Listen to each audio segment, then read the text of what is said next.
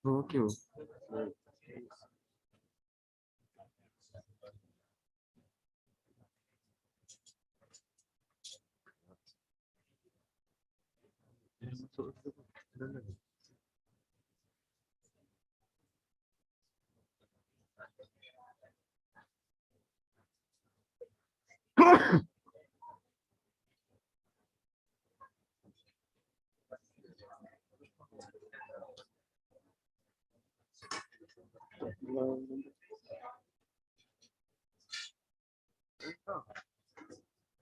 Ya.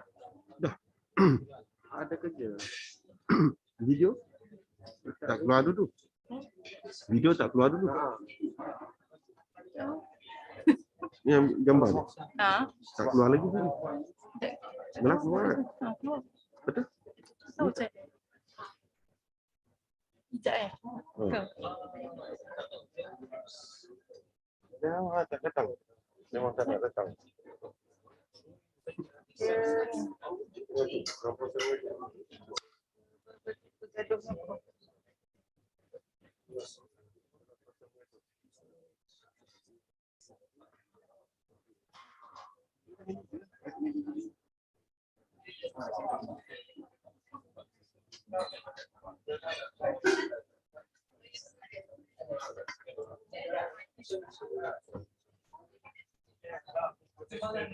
Ya, sekejap.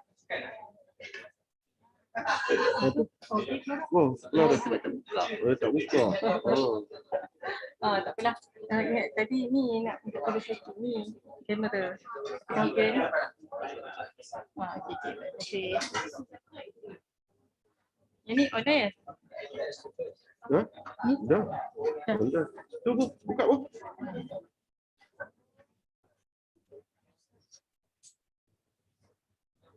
Makan yuk.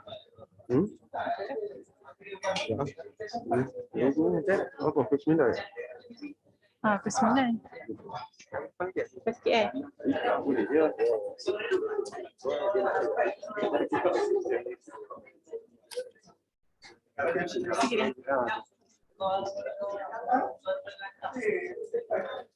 Okey. Terima kasih. Ni lah kalau kata nak. Kelas saya juga ke? Ya Allah, Ada nak ni lah. Nak tolong bawah. Pusing ni lah. Ni tak apa. Ni sebab dia nak kiri kanan je. Oh, okey. Ni je nak tolong bawah. Semua kata dia tak. Cuba sini. Kita sini. Pusing asal. Dia kata dia kan. Ni kalau ni dia gelap.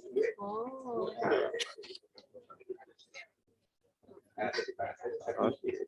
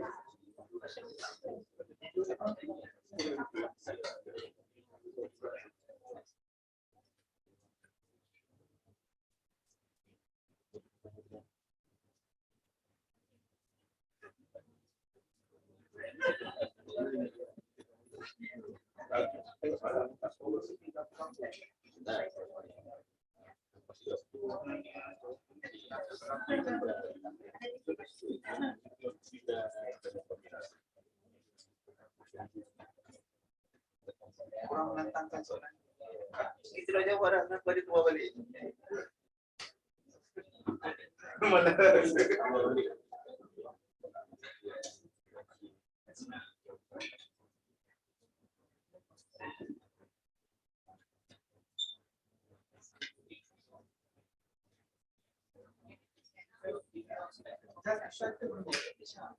Dalam kotak kau yang jawapan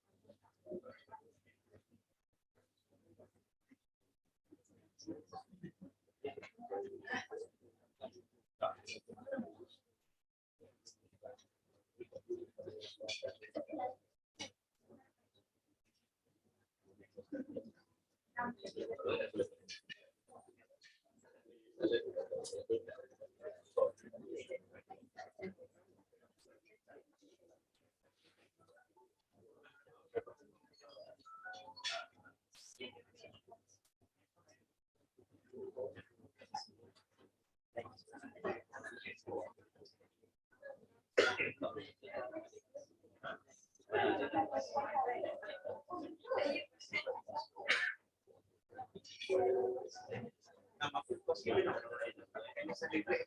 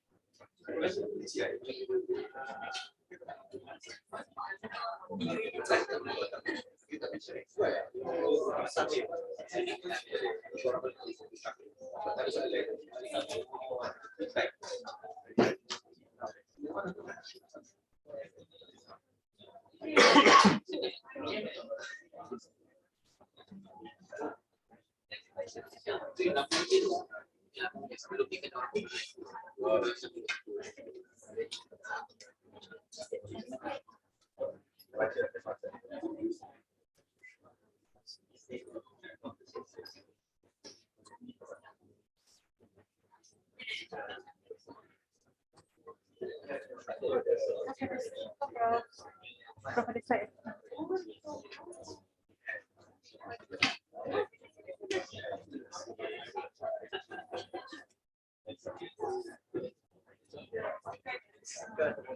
Oh itu sorry.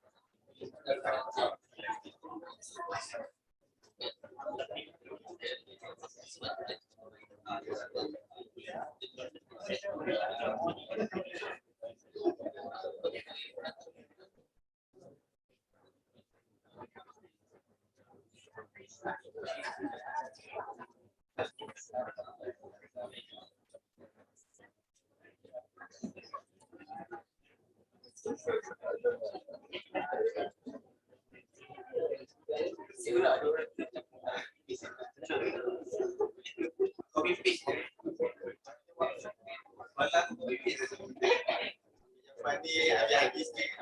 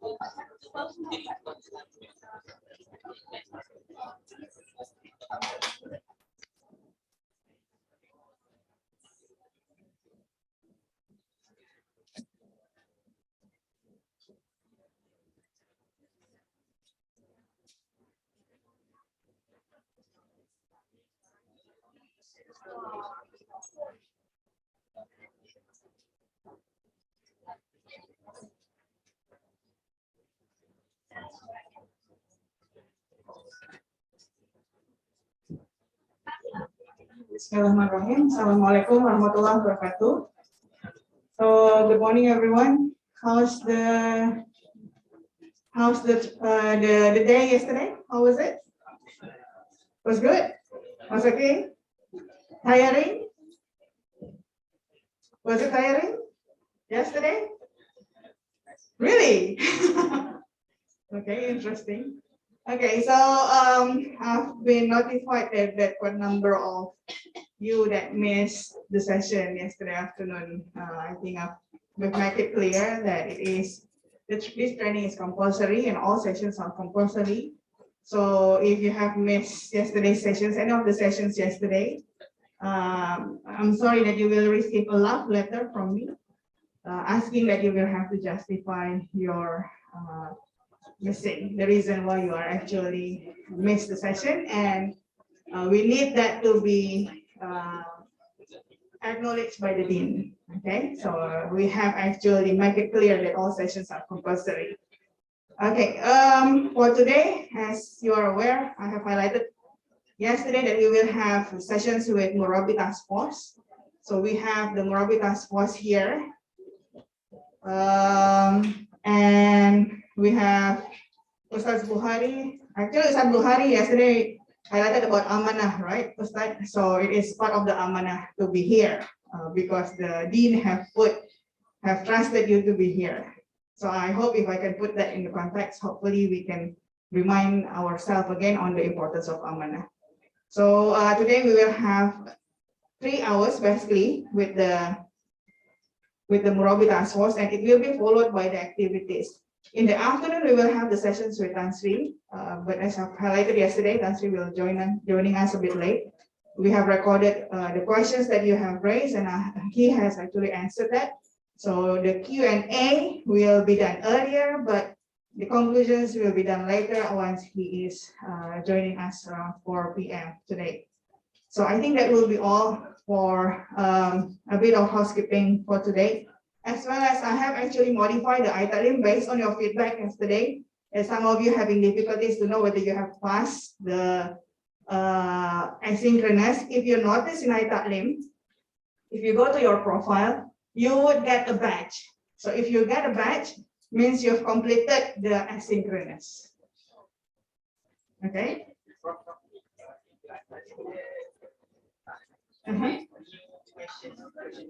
Yeah. So on the same time, to help you, not to make the life difficult, I've actually split for those of you who have not completed the section 4, I've actually split that questions into 2 because yesterday I got the feedback. It's painful to actually repeat 50 questions again and again. So instead of 50 questions, I make it into 25, and I put topics. Okay, so I know that's what I do to my students. If they say it's painful, then I make it less painful, but I don't take the pain away. Yeah. Okay. So, sorry. If you have completed, you will get that badge automatically. That badge is automatically. If you have completed, you will get a badge.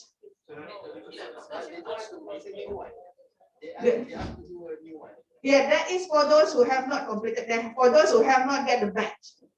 Yeah. So if you got a badge, you are safe. You don't have to redo that again. But for those of you who are yet to get a badge, yeah. So as of yesterday, we have 56 people already got a badge out of 91. So means that we are looking forward for the remaining 40 something to get a badge. Okay. So I hope it is not that painful. Okay, all right, it's doable. It's doable.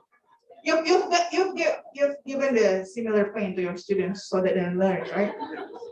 So, okay, all right. So we have again, as I said, we have 3 hour sessions with Murabi Task Force. Let me introduce the team. How many people from? I'm not sure. We have Prof. Akmal from Centris, the director of Centris. We have Ustaz Buhari from Selpad. We have, with halfway second. Dr. Ustazah Robia from Centris. And Dr. Jannah from Inhat, right? From IPHS. All right. Okay. So we have, okay, Ustazah Salmia from engineering and Ustazah Suriza from engineering. For today, we don't call doctor or prof, we call Ustaz and Ustazah. Okay, so Ustaz Akmal, Ustaz Buhari, Ustazah Jannah, Ustazah Roda, Ustazah Suriza, and Ustazah Salmia. So they will guide you through the activities, and I really hope that you will get a new perspective of what Murabi is, not as scary as you think yesterday. Okay, so hopefully not as burdensome as you perceived yesterday. So today we're going to have a look on the role of Murabi, and this afternoon we're going to wrap up with the management. So hopefully today is a lot more interesting and less tiring as what you experienced yesterday. Okay, On the same time, we have all the food and drinks running. So if you feel you want to have the sessions while having food near to you, by all means, feel free. Okay, to add the barakah to our session, let's start with Al-Fatiha.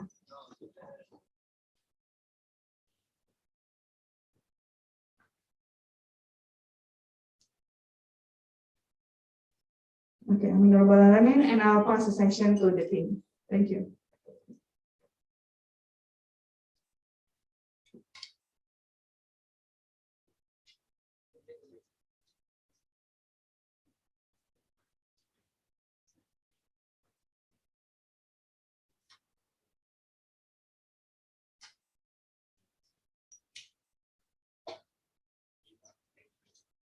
Ini kalau assembly kita tak boleh tekan.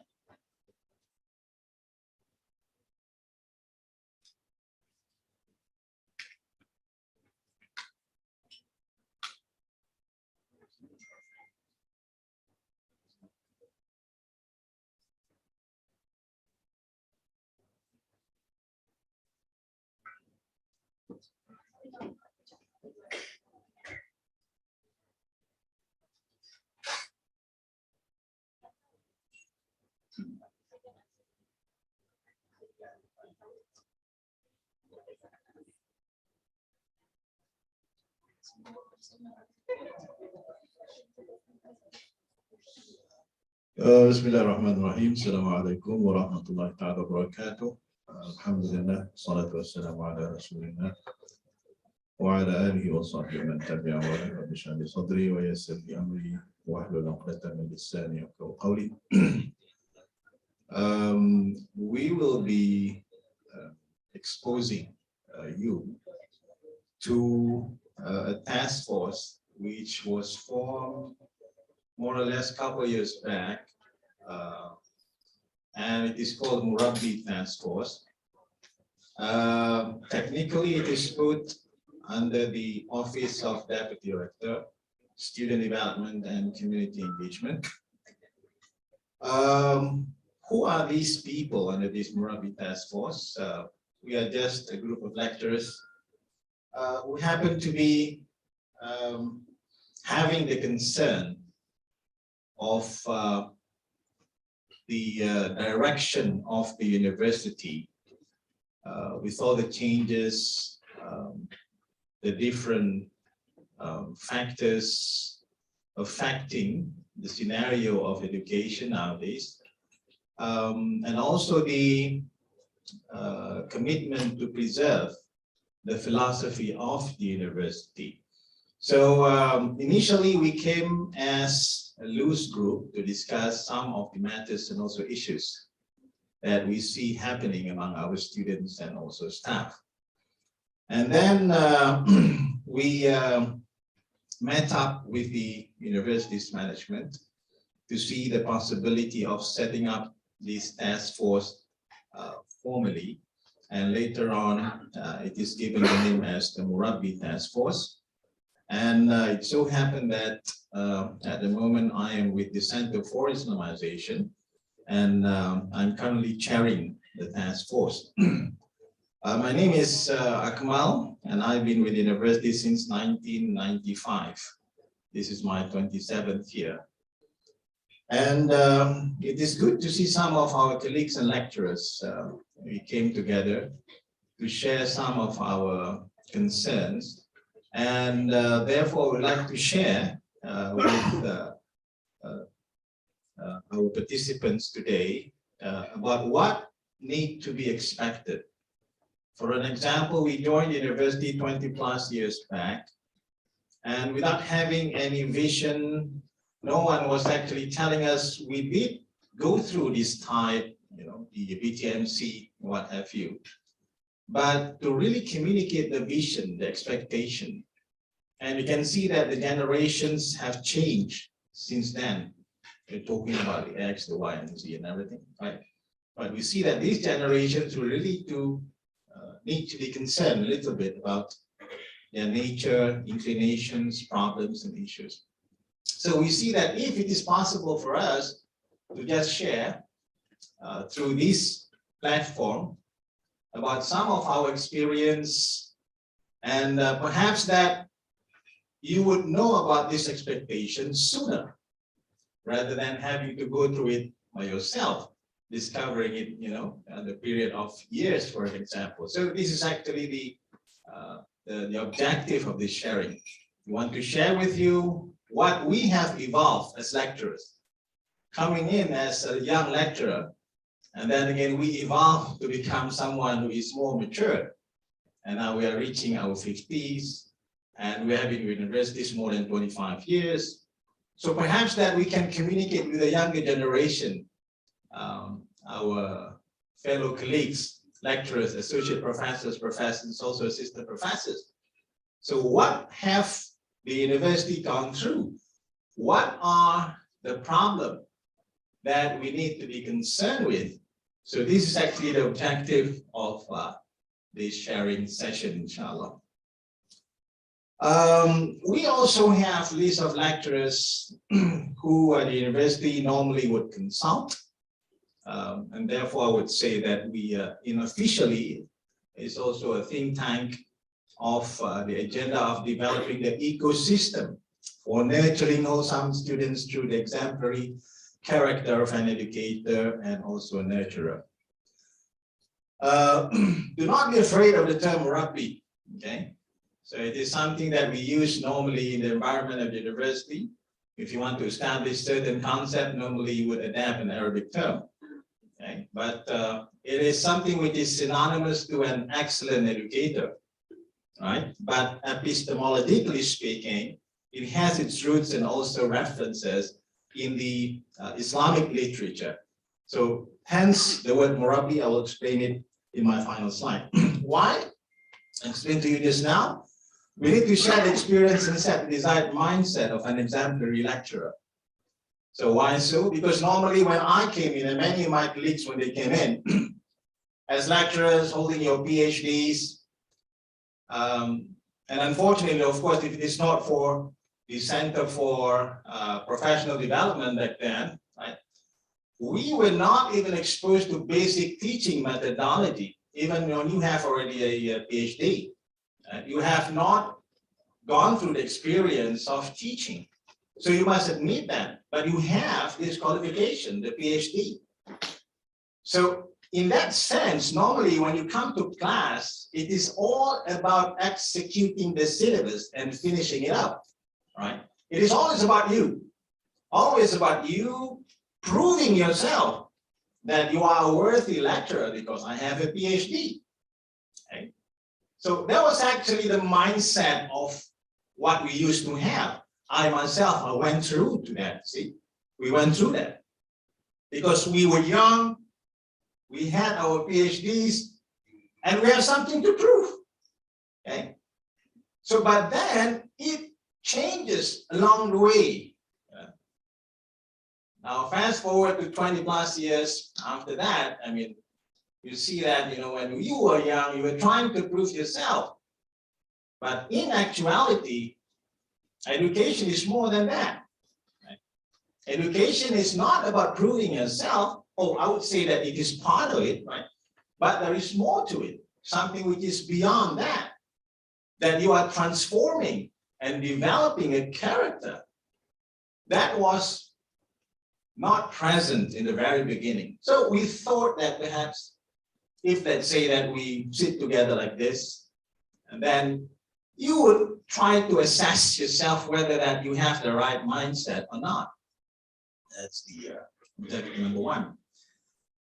And inculcating values and knowledge, that our job does not stop there. We are not only teaching, right? You can say that we are also preaching in a way that we are also nurturing. And you might ask me whether or not that entails additional responsibilities. No, it is all about having the right mindset and also having the correct behavior, how to approach the students. Just like that, right? You can execute your job responsibilities, your formal job responsibilities without any problem. You would certainly achieve your KPIs, but there is more to it. Something which is between the lines that you need to know. So this is what we are talking about when we say that our profession is not only about transferring knowledge, but infusing values as well. So that is the mindset. I'm talking about the mindset first. We might later on talk about the technicalities and the details, but let's be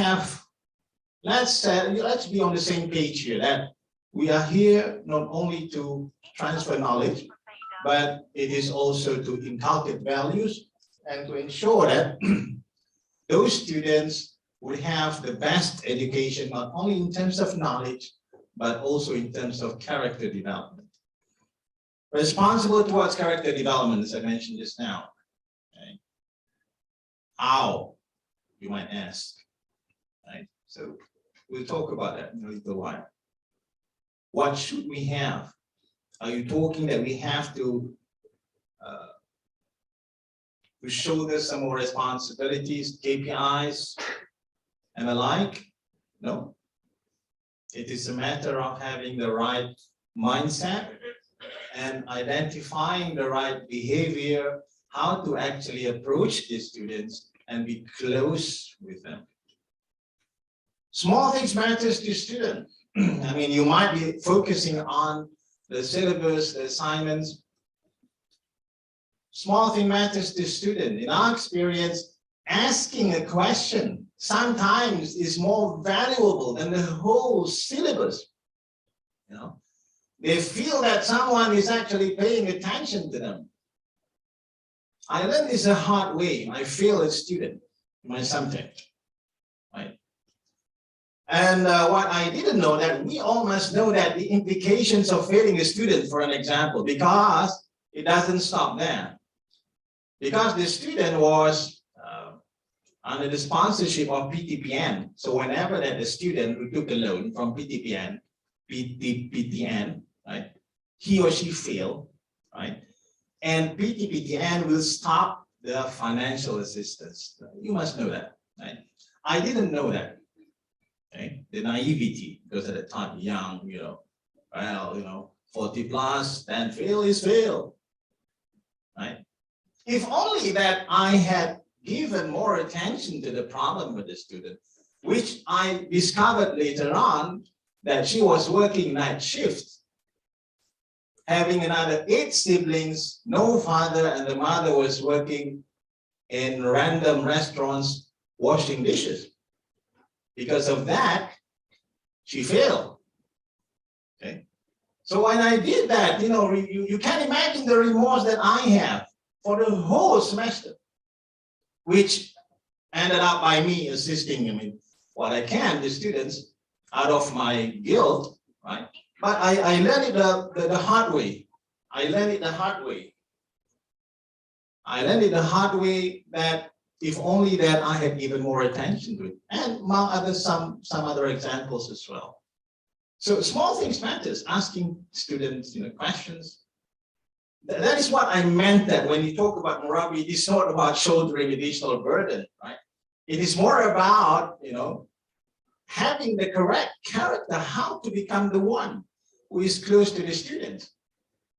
And this is very worrying in some faculties. For an example, we had reports that nowadays, I mean, our lecturers, they just couldn't care less. I mean, students, because the job is to just transfer the knowledge. I have no role in whatever that university wants me to do. So you can see that not that many is coming forward to become, let's say, fellow at the hostels, principals at the Mahalla, and some other administrative posts because of that. And on the other hand, we know that we do have the responsibility to execute research, teaching, what have you, right? But this is a very worrying pattern. When you talk that, you know, the younger generation of the lecturers, they are more succumbed to just their research, you know. So that is why that we came forward to say that you need to give you the motivation to say that perhaps that you have the heart to come out of that, you know, out of the box, breaking whatever the comfort zone that you're in, and you want to contribute, whether informally or formally. Informally, just become the character that the students can look up to when they are having problems, when they have things that they need to confide in. So we would be the one. But we just need to open up a little bit. This is the mindset. You're not talking about something very structured. See? So beyond classroom and syllabus, this is the mentality that we have.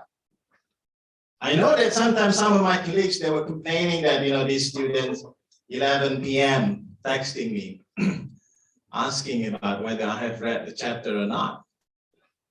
And mind you, the weekends, right? The weekends, there's no weekends for lecturers. And then I made a policy. I say that I can only be texted within certain hours. Okay. And I said to him, you can just refuse politely. For example, sorry, at the moment I have something to attend to, right? I'll respond to you later on. Rather than having such a policy, something which is structured and rigid. Okay. So there are ways for us, for example, for teacher, to become more creative in order for us to be more approachable. So this is what I'm talking about. Some, we have report lecturers. Some lecturers, they have handphone numbers, but then again, it's very hard to get them. WhatsApp message 8 hari baru balas. Telepon tak angkat, lepas tu tak call balik. I mean, this kind of thing. We want to change the mentality that becoming lecturers is not like the general on your horseback, okay, instructing an army. It is not. Used to be the days. Dulu ialah. Sekarang jadi lecturer tak macam tu. Jangan anggap diri kita ni macam general. Kita ada tentera duduk atas kuda. Used to be our times, yes, when we were at university. But things change. Now we are talking that the students are our clients. Right? And the clients are always correct and right. Well, that's another story. But let's come back to this, the mindset that we want. Right? It's just about exposing ourselves, admitting the fact that there is lots more that we need to do in order for us to become a good educator. And some misbehaviors and bad apples to be avoided. I mean, we have lots and lots of disciplinary cases by the lecturers. You name it. I mean, just between these four walls, because we are all now staff of IUN. Other things. And you see some of the list, inshallah, in our group discussion. What needs to be done? Cases like that. And most rampant cases, of course, is manipulating the students. Okay? Manipulating the students. Student assignments, and then you find a good editor. At the end of the day, I mean, you have a book. Look, you won an award. And the students were shocked. So this is my work. But the problem is that when you want him or her to lodge a report, they do not dare to do it. I mean, being students, and of course, all these legal procedures of signing and becoming witnesses, and you have to set an appointment. So that's the kind of thing that put them off. But it happened. It happened. And not to mention those students, well, younger people tend to have different disciplinary cases. We had lecturers who brought their students to discos.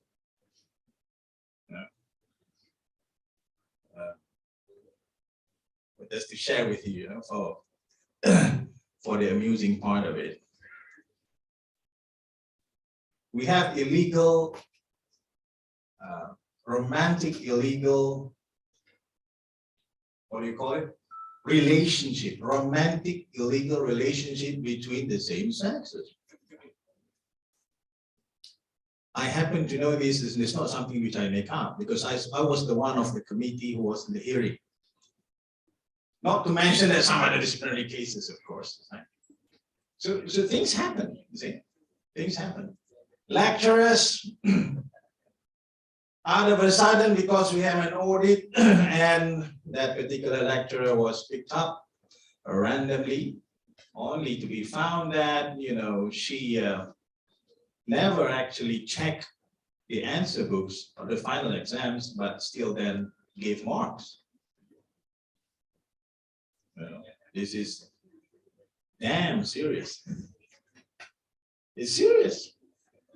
Upon checking, the saddest part is that some poor student, weak students, scored more than the one who is better in answering the questions. I mean, things like this, some bad apples.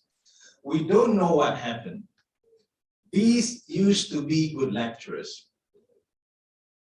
But halfway through, something happened. They broke somehow, for some reasons. Perhaps that they have another story, problems with the family, Allahu A'lam. But I just want to share with you that these are things that we have been experiencing with our own colleagues. We know them well. See? So the whole session is about sharing about this one, brothers and sisters. I mean, rather than having to go through all this experience another 10 or 20 years, here we are, sharing all those experience with you. Okay, and the discussion that we're going to have, later on. So this one, implication, I mentioned to you just now, nothing beyond the official. It's not something that, when you talk about Murabi, oh, I have to do this, do I have to do that? It is about having the right mindset and be approachable, be creative to the students, So these are the things that we must do. Okay, so I have to finish because the embassy of Saudi Arabia, I think it's called visa. Hopefully that will get visa this year or Hajj. Anyway, hopefully. Okay, nothing beyond that official. Brothers and sisters, do not be worried about this one. We are not talking about official responsibilities, but rather we are talking about having the right mindset. Okay, and the course of actions that we need to take is as usual as an educator, as a real professional lecturer, the things that we are told to do. Okay, so something that we want to see whether or not you would be able to achieve at the end of the year. It is not something like that. And we want to be someone who is having the care, not indifferent. One of the things that we realized among our lecturers, for an example, we do not want to interfere. When you see some sexy girls, for example, coming to your class, what would you do? And this happened in economics, you see. So one lecturer approached the girl and said that, why do you wear like this? And the girl said, why are you looking? So what to respond? This is something beyond our professionalism, brothers and sisters. This is something that we learn in PhDs, how to respond. You see? So these are the things that you gather through your experience. So rather than reprimanding such actions, most of the lecturers now, they kept silent, you see, what to do. So these are the generations that, such generations having such a behavior, and we have no say in it. That kind of attitude that we need to at least review, see.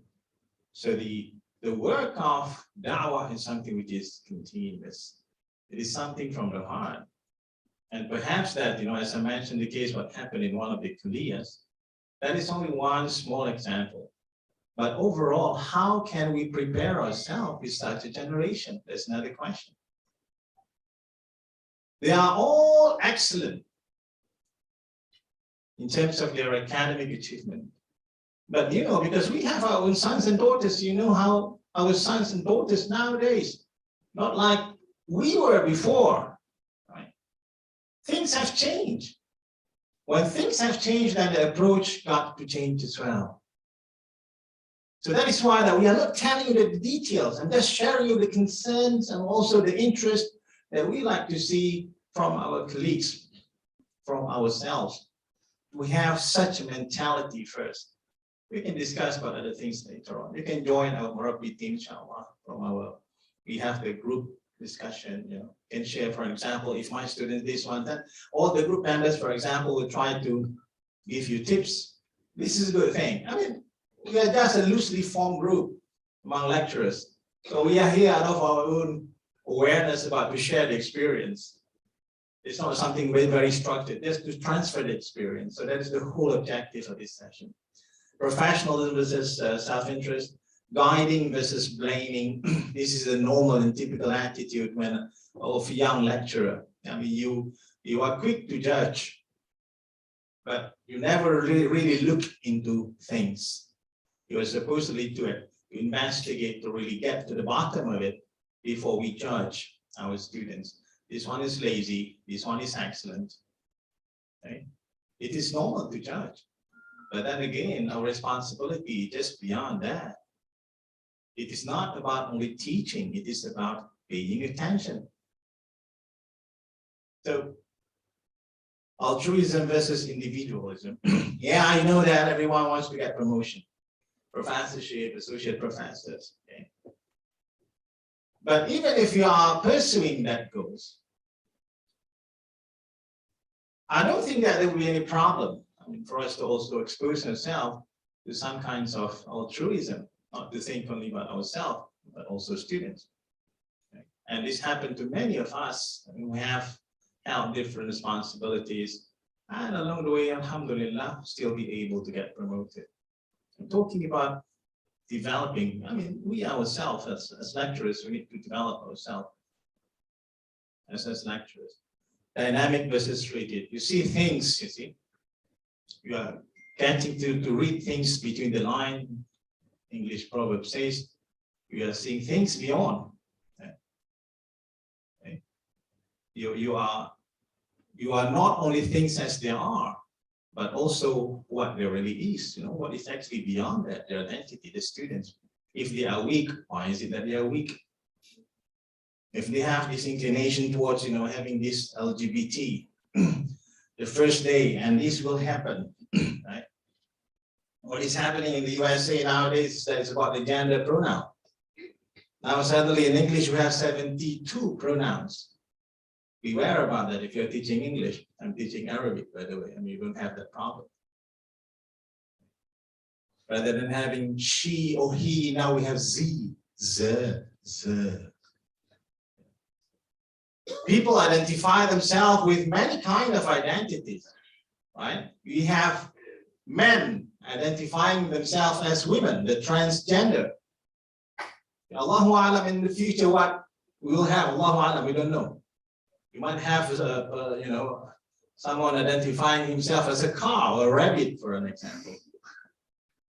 This is happening. The first day, someone come up to you and say, sir, I would like to be addressed as such, not as a male or a female. What would you do? We can't say that, oh, it's okay because we are in Islamic university, we are very tolerant. We have to come up with some,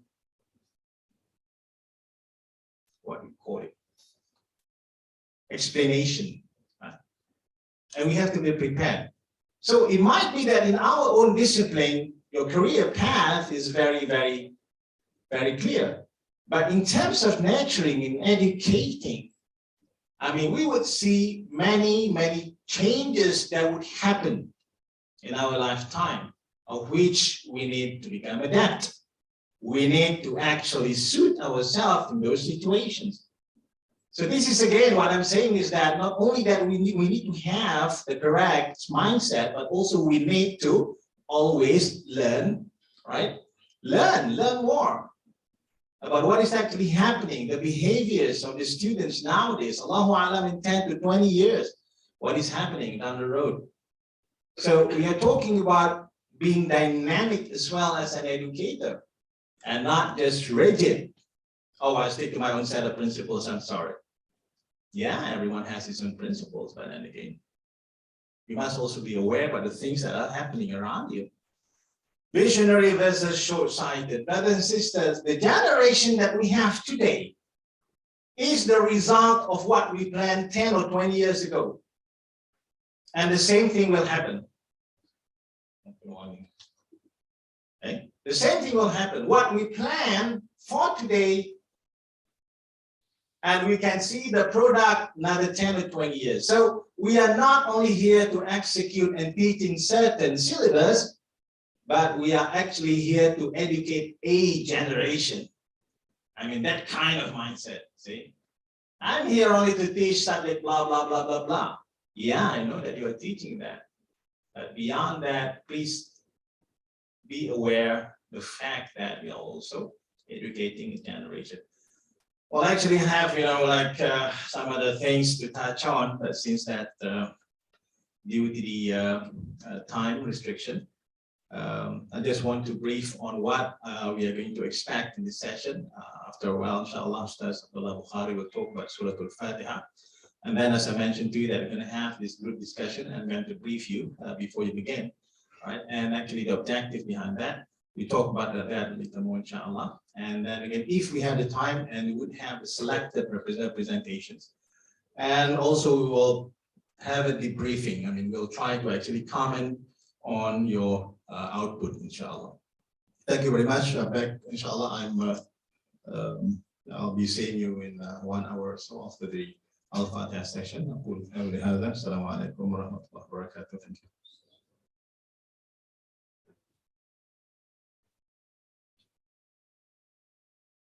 Salah.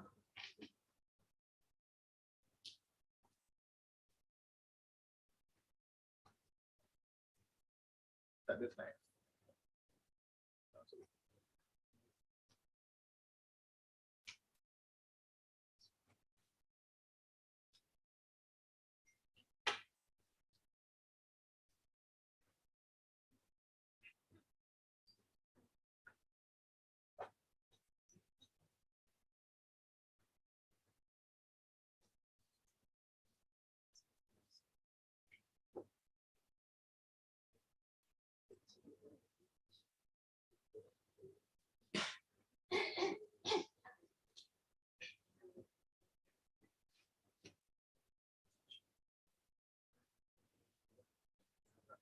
Assalamu alaikum warahmatullahi wabarakatuh. First of all, thank you, Prof. Mira, Prof. Atman Khazari, Prof. Tasfas, and all the participants of TAC this time around. Alhamdulillah, this is the session for us to revise on the right way to correct, to recite Al-Fatiha, not the tafsir part, because there's no Prof. Akmal said, the revision on the tafsir, as if the tafsir will be discussed here. No, because if you want to talk about tafsir and the tilawah, the tajweed part of the Holy Quran of Surah Al-Fatiha, we take about 2 hours, inshallah. So the focus now is to guide all of us to the right way to recite Al-Fatiha. Because Al-Fatiha, we know, is the pillar of Salah. Every one of us here, as a Muslim, we have to pray, we have to perform Salah.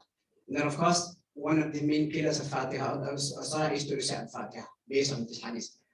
So, talking about reciting the Holy Quran in the right way, first we have to at least attain the acceptable level of reciting the Holy Quran in the right way, and the acceptable level. If I can say, Alhamdulillah, in this university we have tilawah. On the student of this university and the grad student, they have to go through the placement test, tilawah placement test, the moment they enroll in this university, and then after that, based on the result of the TPT, tilawah placement test, they will be placed either in level 1, level 2, or being exempted from the course.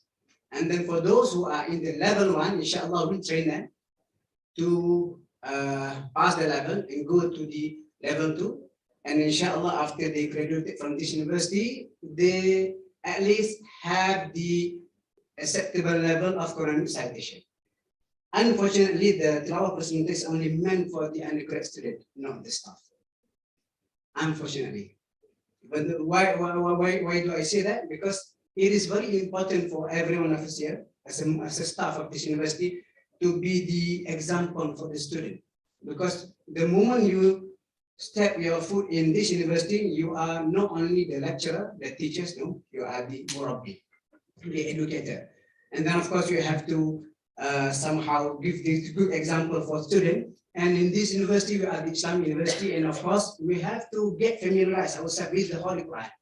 So as a beginning for that mission, should I say, this session, you have to pay your full attention so that you got the gist of the way to recite Al-Quran in the right way. Okay. Al-Quran, if I can say, is not a mere Arabic text. Because why must I say that? Because based on our experience, the worst Quran recitation demonstrated by our students are from the Arabs. Sorry to say that. The Arabs actually the worst Quran reciter, except for those who have the background from Islamic background. Why? Because some of the Arab, they think that Al-Quran is the Arabic text. You don't have to recite that with a proper tajweed.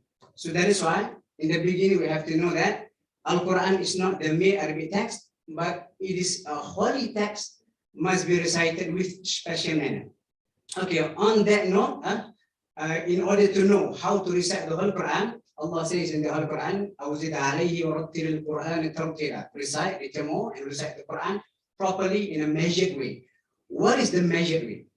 Okay, Imam As-Suyuti narrated or reported the word of Sayyidina Ali when he was asked by his student, what is the meaning of 13?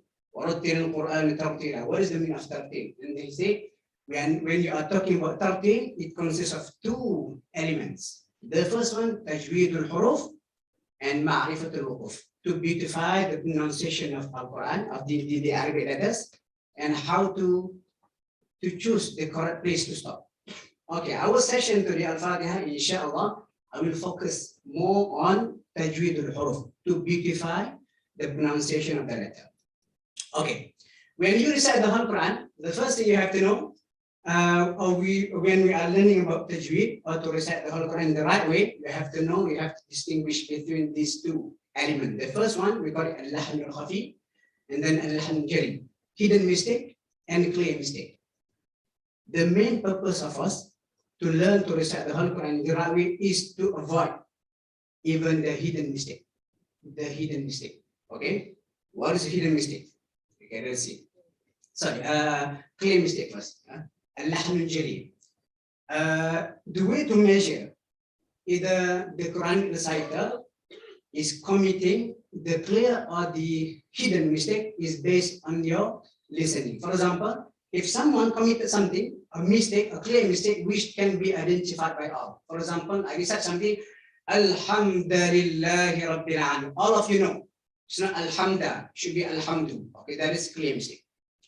And then the purpose of reading Quran is to avoid that. And then sometimes changing the sentence, which somehow affected the structure of verses.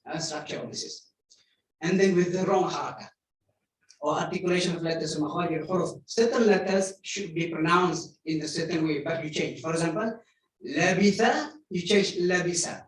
It will totally change the meaning of the ayah. Labitha, stay, to stay there. Labisa is to wear something. Can you imagine, because of that tha and sin only, you might change the meaning of the ayah. Or shortening the mad asli. For example, in Fatiha, Alhamdulillahi Rabbil Alamin.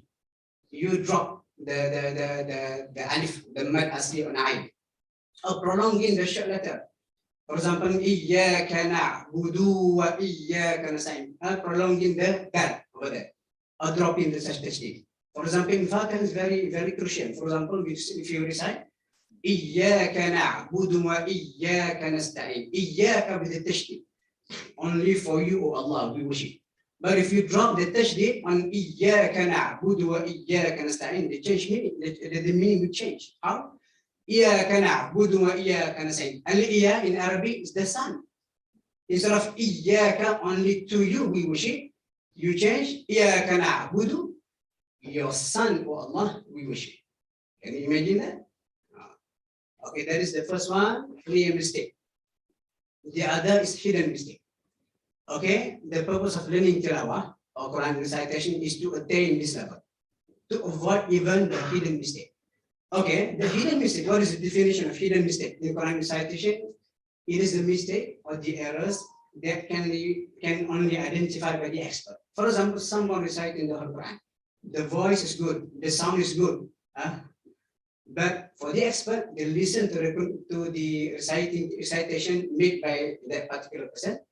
They identify the makhraj is not there, the ghunna is not there, fasaha is not there. Only identified by the expert.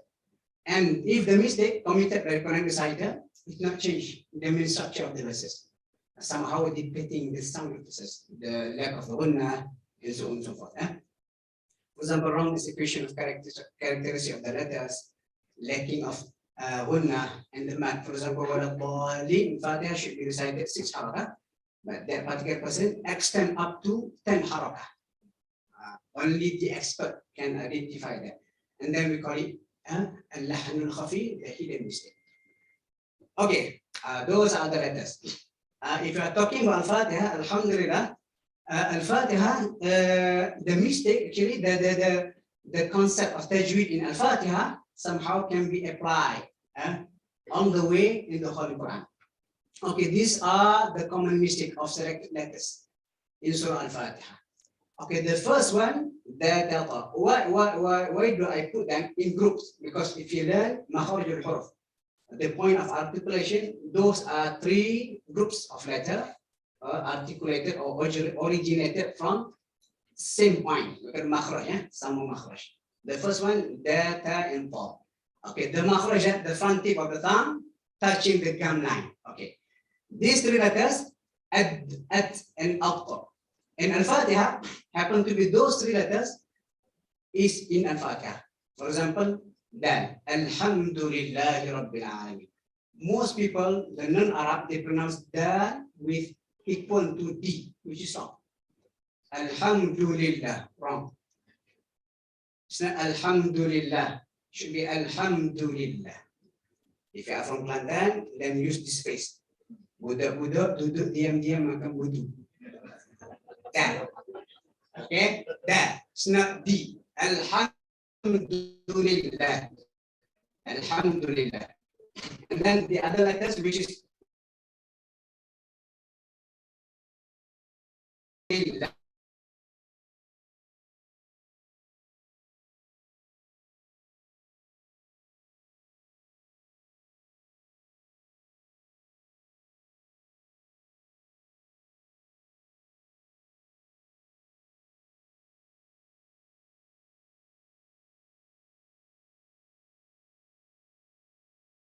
makhraj, the front tip of the tongue.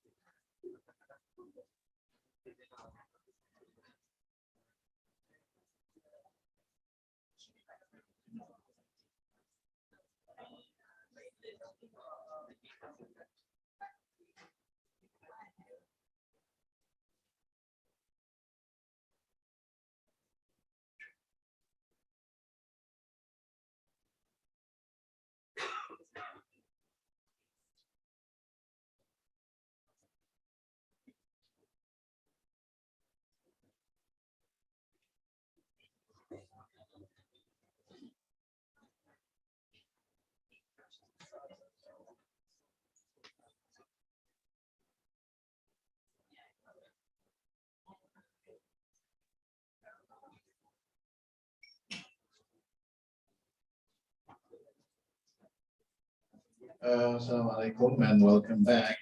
This is our third session, that is the group discussions, brothers and sisters. And the practice, as I mentioned to you earlier, it is for us to put our heads together and try to come up with some measures, suggestions, corrections, observations, which are pertinent to some of the disciplinary cases that happen in the university among the staff and also the students. And the facilitators, there are like 7 or 8 of us here, we will be facilitating in terms of filling the gap. For an example, if you come up with certain measures, solutions, suggestions, and perhaps you are not that aware of our ecosystem in terms of the rules, regulation, disciplinary mechanism, modus operandi, what have you, then we are there to fill you up with it, okay, to help you out, so that you would know what do actually the university has put down in terms of measurements, in terms of rules and regulations that can mitigate these situations. So it is a learning process actually to expose you to whatever the things that we have already. Perhaps that you might be suggesting certain measures for, oh, we should have this rules, regulation. Oh, it's there. You can tell her that it's there, right? Or perhaps that we should be doing, oh, okay, it's done, right? So these are the things that the facilitator will help you out with. And you can also ask them as a resource person in terms of knowing whatever the things that we have already put in terms of rules, regulations, actions, perhaps the responsible office of monitoring all these processes. So we are there to inform you and also to share with you those informations. As for the group assignment is, so if you look at the template down there, and let's say for an example, the first group is to discuss about the observation of Salah and weak Iman. This is broad, okay? And they talk about Salah and Iman, it's broad. Meaning to say that if you want to relate this, what I can say just to fill you up on the Arkanul Iman, Rukun Iman for an example, you have believe in God, it gives you the purpose.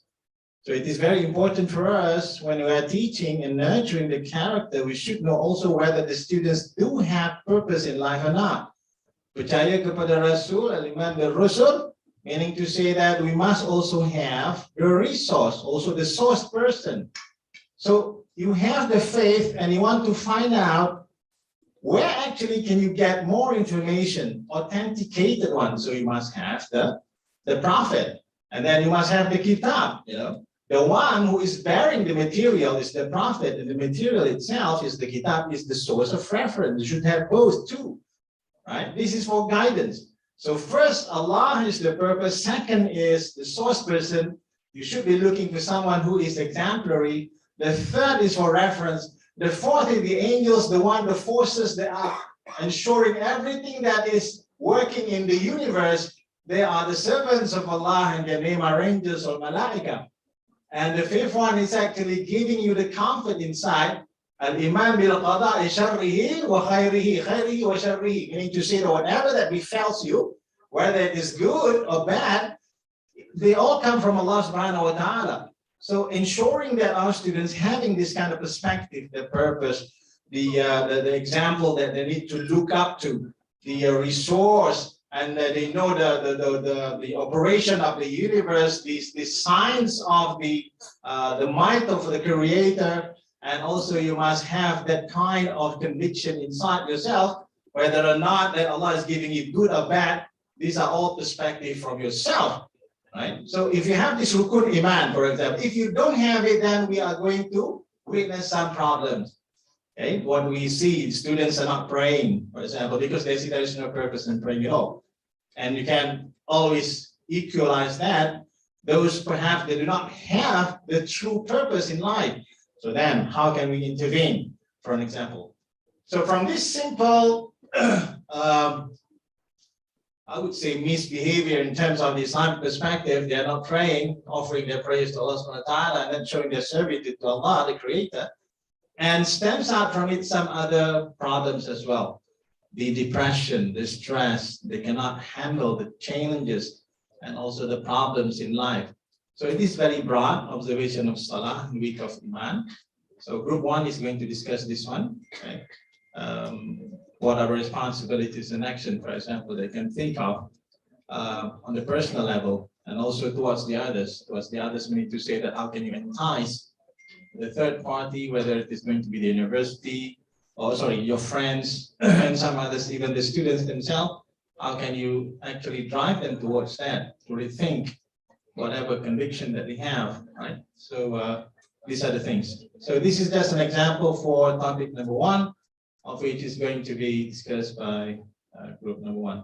And the rest, and you can ask your facilitator, what does it mean? Just now I just mentioned to you about topic number one, observation of Fardu Ain on staff and students. Well, the problem is that, you know, when you talk about Fardu Ain, there are some other things as well that we are observing among our students and also among our staff. That is, they are not really pertinent to executing and carrying out their duty as, you know, a normal ordinary Muslim, and they're not praying. We have the statistics among our students saying that only more or less 65 to 70% of our own students, they are praying 5 times daily. You have like, you know, a quarter of our own students, they are not performing the daily salah. I mean, you just imagine that. And this one is done by one of our lecturer, Dr. Sophia. She is here. See, among our student respondents is around, it's quite many as well. So carries the sample of what we are actually witnessing at the university nowadays. That our students, number of them, significant number of them are not performing the salah. So how can we actually ensure that they are coming back to do these responsibilities, basic responsibilities as a lecturer? Plagiarism is something which is very academic. It is happening among our students, and it is also happening among our staff. I think we are much aware about this problem and its definition. Students' rudeness, this one is another thing that we are encountering nowadays. In this university, we have many platforms. Many of them are not official, like IIUM Online. What else do we have? Some other websites as well. So you can read all those comments from our students and the way that they are putting their words, right? Some of which we can regard as a very rude statement. And there are also occasions whereby students trespass their adab and becoming rude to their lecturers. These are the things that we witness as well. So this is for number 4, group 4. Absentees among students, we see this as well. This is for group 5, improper mingling between gender and dress code. Also, this is an issue. If you happen to have the time, for example, those who are in Gombak campus, you come at 1 or 2 in the morning, just take a stroll, right? And you can count how many people, couple actually, students, boys and girls sitting together. Okay, discussing something very abstract. I don't know what it is, but they are discussing something. But we got the report. I mean, I always ask the student, I mean, what do you see at 2 o'clock in the morning? You see that, you know, people, students, they are sitting together, discussing things. And I asked them to count how many. He was walking from the mosque to the Mahala, and he counted 13, 1-3, at almost 1:30 a.m. It is just from Masjid Eden, dekat Mahalah je. Depan ni tak pergi engineering lagi. It was not in engineering, ke ICT, ke belakang-belakang, architecture dan sebagainya. So that's the situation. I mean, nowadays, right? How to solve this one? I mean, is it solvable actually? These are the problems. We had many cases nowadays, even just to give you a picture of what we have already gathered. I mean, this one we shared in our Murabbi group as well, the concern among the students, right? I mean, the popularity of the trend of one-night stand among the students, okay? It's happening in some of the faculties, and it's real. We got reports from our own students who are actually mingling with this group of students, and they were proud of what they were doing, and they are exchanging couples, mind you. This is between these 4 walls. You don't leak this one out, okay? Or else I know I'll look up from the list. I mean, really, I mean, you are going to be here long in the future, like us, 20 years, 30 years, long. But then again, we must familiarize ourselves with what is happening with this generation, right? I'm not talking about the majority of them, but this is the thing. And the topics, for example, is, okay, watching pornography, that's one thing, okay? And LGBT supervision. This one is academic. This one for academic non-ethical attitude. This one I mentioned to you just now, exploitation of students and sexual harassment and extramarital relations and dress code issues. So the number of these issues are divided equally among the number of groups. You have 10 groups around. And I think that we are going to stop at number 10, sexual harassment. And we are all here, there, our facilitators sitting in 2 tables behind you. And we're going to go around explaining to you if you have further questions about this one. So let's, you have the folder and also references there if you want to refer to. Okay, so let's do this one, inshallah, and then at least you gain something out of the experience of those who are already here, before you, inshallah. So let's begin. Bismillah. Thank you very much. Assalamu alaikum wa rahmatullahi wa barakatuh.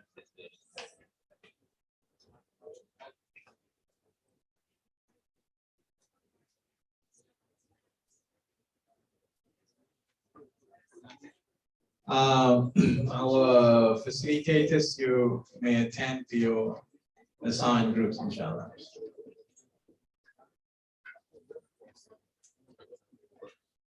It's a very, very pretty straightforward task. We just go in one group, only one. If you're not sure about the things that you're going to put down there, just ask our facilitator. That's okay?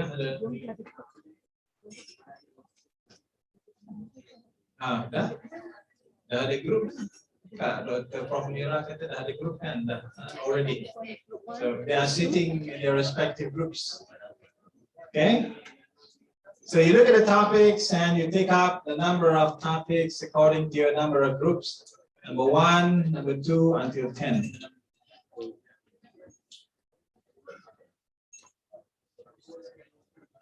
Okay. There is going to be a selective presentation afterwards, okay? And we will together try to comment or add up whatever that has been presented by the respective group.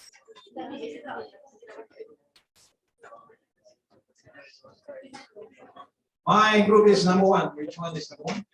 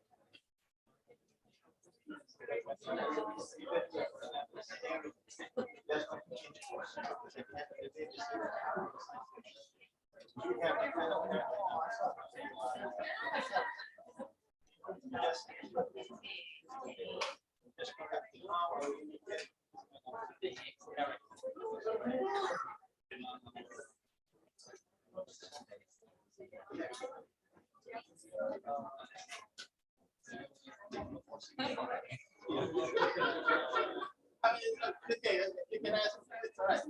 Yeah, all right. It is excellent to share in our experience. Like, 20 plus years of experience that we can really see. Sure about it. So I'm getting 81.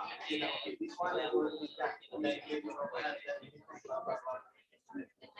So you learn that quicker rather than having to go through the whole system in years.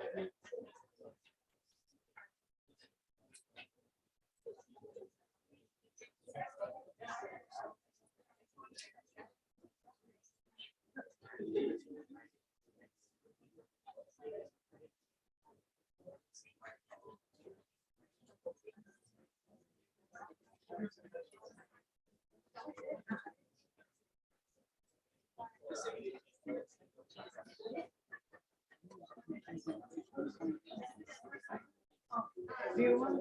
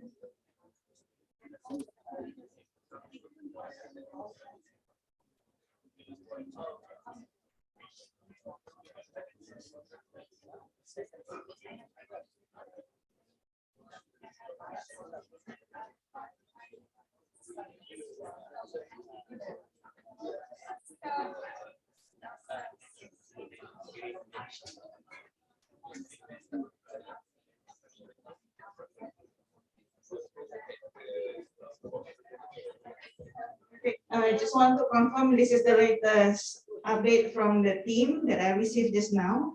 So there are two groups talking about the same topic, which is group 1 and 2. Correct me if I'm wrong. Yeah, Prof. Akmal.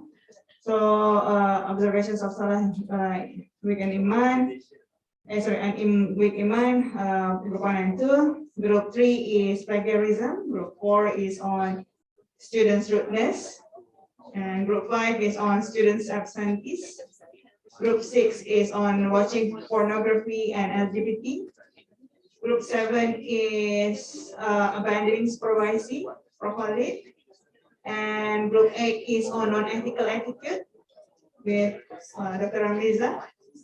And 9 is sexual harassment with Dr. Hamidun. And 10 is improper mingling between gender with profile training. Okay, so on the deliverables, if I'm not mistaken, the team would like to have slides. Is that correct? Maybe.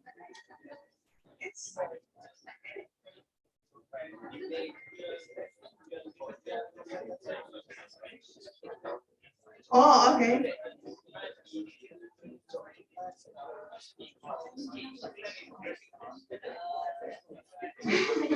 Dr. Fazin, I received.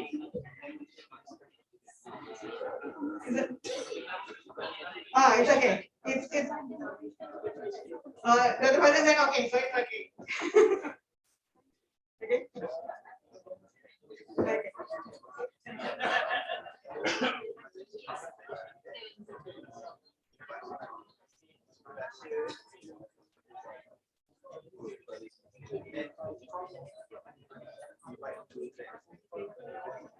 All right, so the deliverables can be in the form of slides, or if you need a mahjong paper, let us know. Okay, thank you.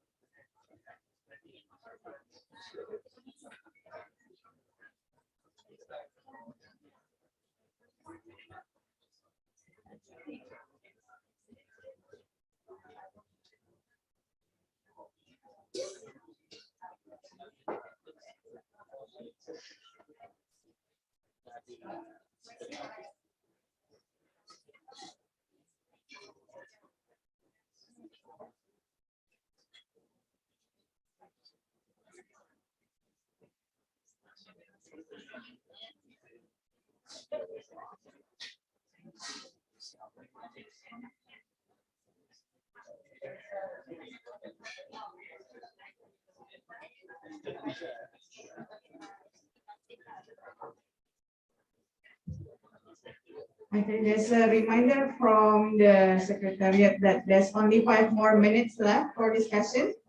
So 5 more minutes left for discussions, and we'll proceed with presentation.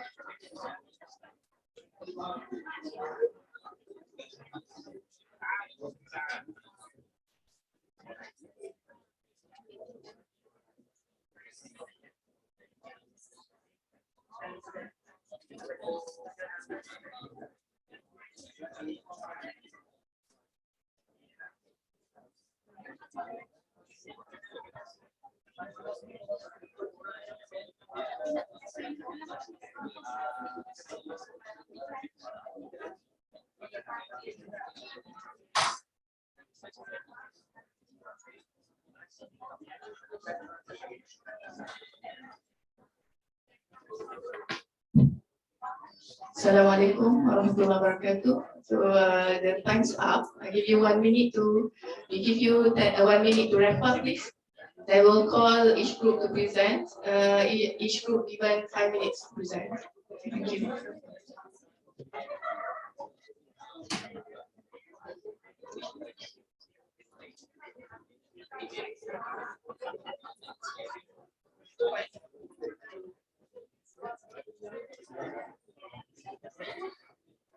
If there's a volunteer to start first, you can come and prepare the slides. If you have slides, or if you have micro paper, is there anywhere to put from here? Micro paper, is there anywhere like a stand? No? You have to hold it. It's okay. Kalau micro paper, somebody need to hold it. Okay, maybe we will start with Ustaz Abdullah Bukhari's group, Watching Pornography and LGBT. So please welcome. iPad dia macam Oh, you want to say? No, I have the edits here. Do I check the email? I don't have the editor. Yeah.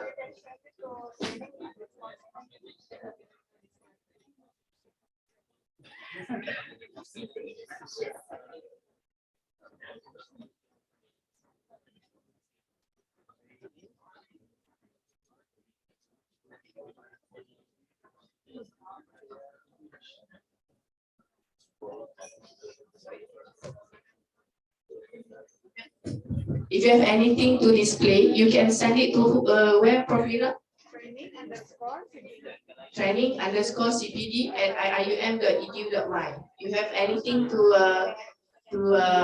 display over here, you can email to training_CPD@iium.edu.my. They will help you to display. Okay, so you can send it now. If you have micro paper, it's okay. You can do it like manually. Okay, please welcome the first group.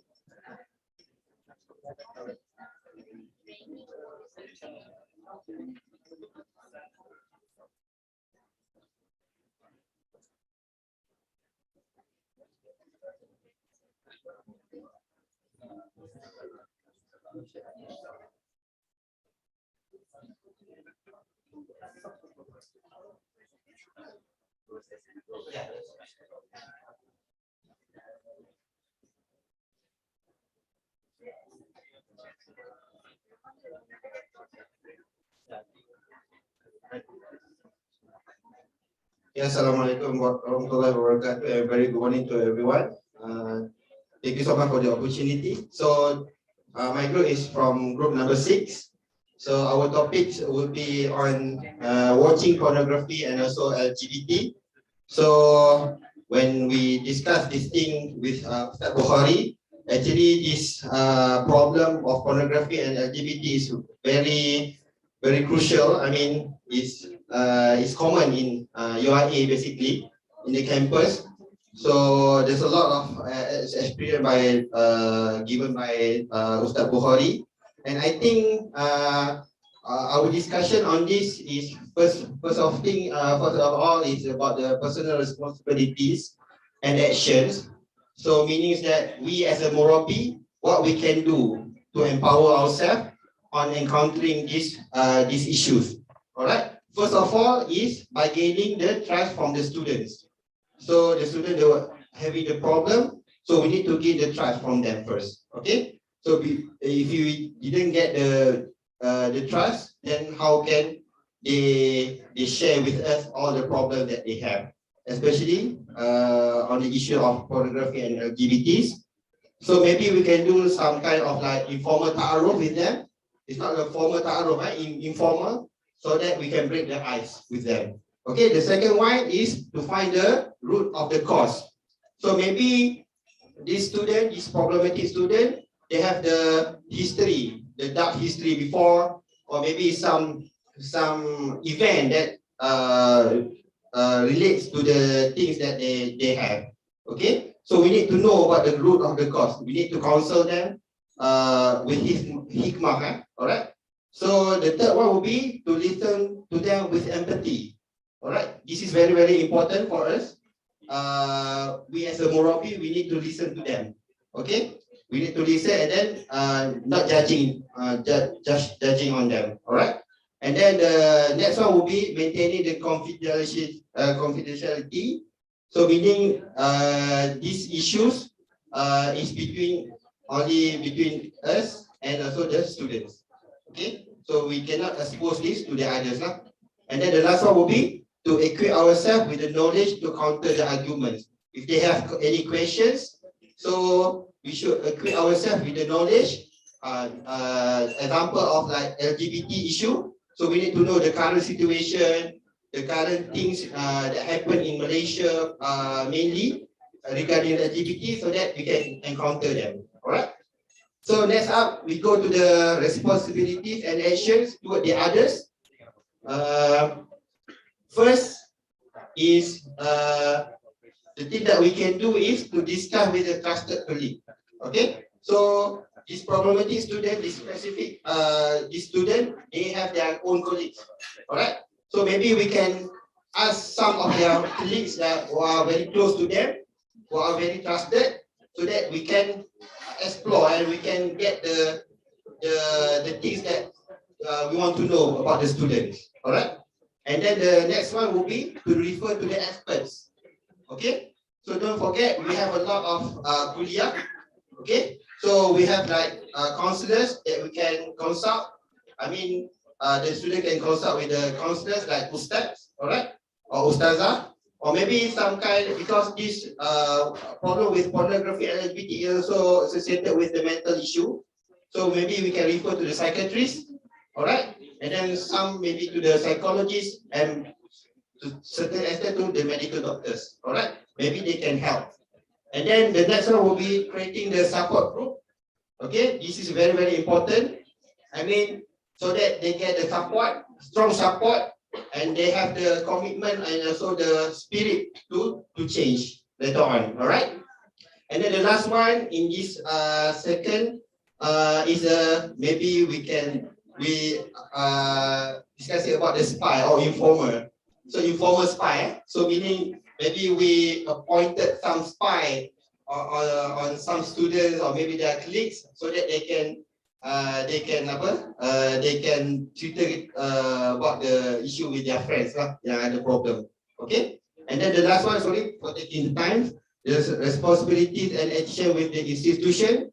The first one will be the empowering the staff to be self-volunteered in enforcing rules and regulations to the students. All right. And then the next thing that we can do is to control the internet access. I mean, in the campus itself, we have the free internet, right? Wi-Fi. So maybe the IT need to do something in limiting the access to the internet.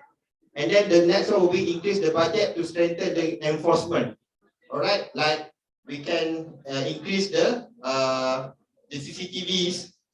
Because I have the story from Ustaz. Ustaz said that the student even do some sexual thingy in the open area, like in the court or in the stadium, like in the campus itself. So it's like unthinkable things, all right. So we need to do this enforcement. The second last will be incorporate the Islamic teaching that we can do the usrah, okay, so that they can empower their, the inside or the iman, internal, all right. And then the last one, the campaign at the institutional level, that we can do the no pornography and no LGBT campaign, all right. I think that's all from my group. Thank you so much. Group 6. I would like to welcome any comments or questions regarding this issue from the groups and also from the Murabis. Volunteers over here. Yes, brother, at the back. Do you have a microphone? You can come in front also, possible? I think I can speak loudly now. Okay, silakan. The groups mentioned that the issue of LGBT is common. Do we have any numbers or what's the prevalence among students? Okay, thank you very much. Group 6, please reply. You have to respond. So at the moment, there's no statistics, clear statistics, but we can ask. There's a what do you call it? The group in Kuantan. Prof Samsul. Prof Samsul. Maybe he has some statistics. We can ask him, inshallah. Okay, thank you. Next, please. We have a few minutes to Q&A and comments. Prof Khalid, please. You need a mic. Actually, the presentation is quite nice and I covered many things. But there are few issues that need to be maybe addressed. Sometimes watching pornography is not due to any sickness or anything. According to the research, people watch pornography sometimes because they are frustrated. So they just watch pornography. Or they are just bored. And then they watch pornography. So not. And if we have this classification as everybody watch pornography is sick, this is not scientifically correct. And so we need to address these issues. And as I used to say, "Man lam yashghilhu al-haqq, shaghalahu al-batil."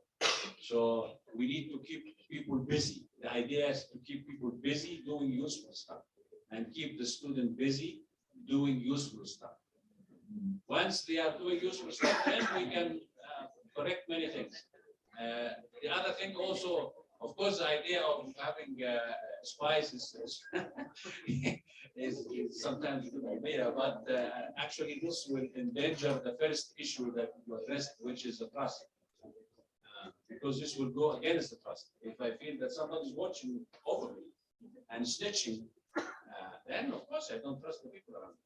So part of the thing is, it is a self-motivation, and we need to train people, all the people, to be abstaining from this, and we need to keep them busy. The most important, we need to keep them busy doing something useful. This is my Jazakallah, Prof. Ali, for the very interesting and insightful comments. And any more? Maybe one more, because we need to give ample of time for others to present. Okay, no, yes, brother, very quick one.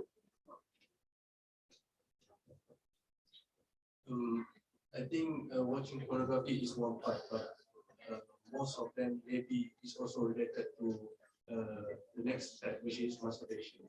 So in Islam, there is a fact that the one who masturbate will not be looked upon by God in the Akhirah. So maybe we also need to emphasize on that, because it's not widely spread. There is the God won't look at them in the Akhirah if you masturbate. So I think we also need to stress on that.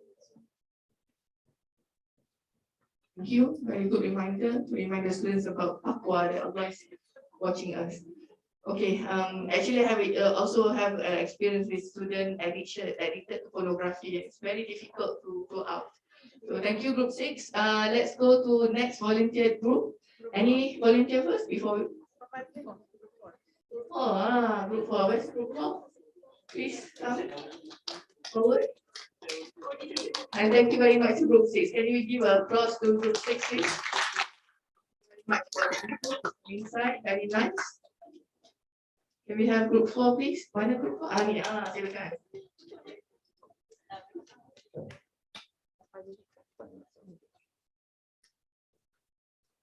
Bismillahirrahmanirrahim. Assalamualaikum warahmatullahi wabarakatuh. We are from group 4, and our topic that we received today is students' rudeness. All right, so first things first, what we have to understand is that rudeness is a very broad term.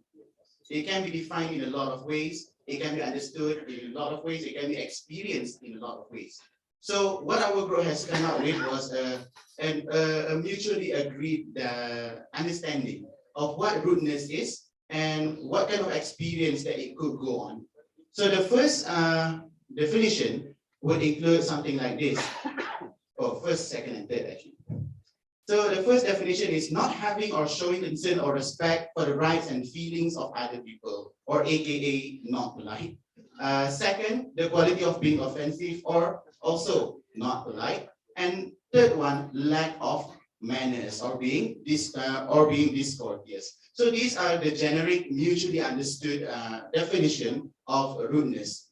So let's see, in an academic institution, rudeness can take place in, at the very least, two angles. The first angle will be from towards the peers, and the second angle will be towards the elders or the lecturers. So our group came up with some situations whereby students were being rude towards their own friends, towards their peers, and we also have some samples about students being rude towards their lecturers.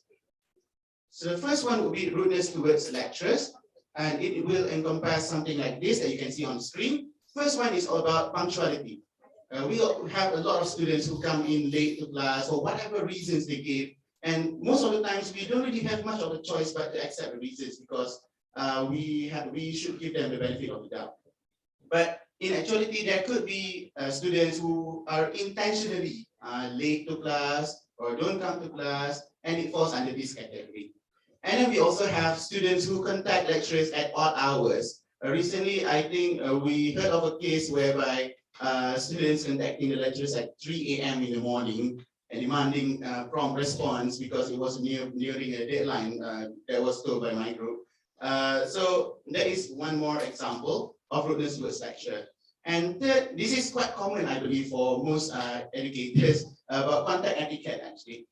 Introduction of self in emails or WhatsApp. Sometimes they just send you an empty email with a document, or sometimes just an empty email without any document attached to it.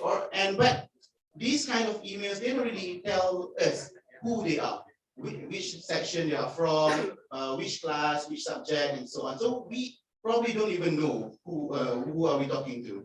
And then we also have students who threaten the lecturers with possibly legal action. I will take this to court. They will try to viral us with screenshots, with screen recording, like the ones that happened quite recently. I don't want to mention the issue, you know for yourself.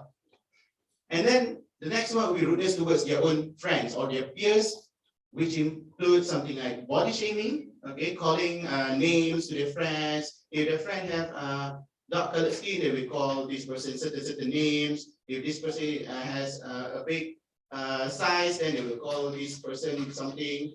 So this actually goes against what Allah SWT mentioned in Surah Al-Hujurat, verse 12. You can see the translation over here. So we know that this is a problem that Islam prohibits, which is body shaming. And then we have individualism, whereby, to be honest, our group believe that this is not much of rudeness, but it can lead to rudeness itself, because individualism, it drags the students to not care about their friends. They will ignore the well-being of their friends, for example. If their friends don't come to class and we ask, where is your friend? I don't know. They would say something like that. I don't know, probably I don't care, right? So this is a kind of individualism, and I think this is a common problem for all of us as well, free riders in group projects. So these are some examples of rudeness towards peers.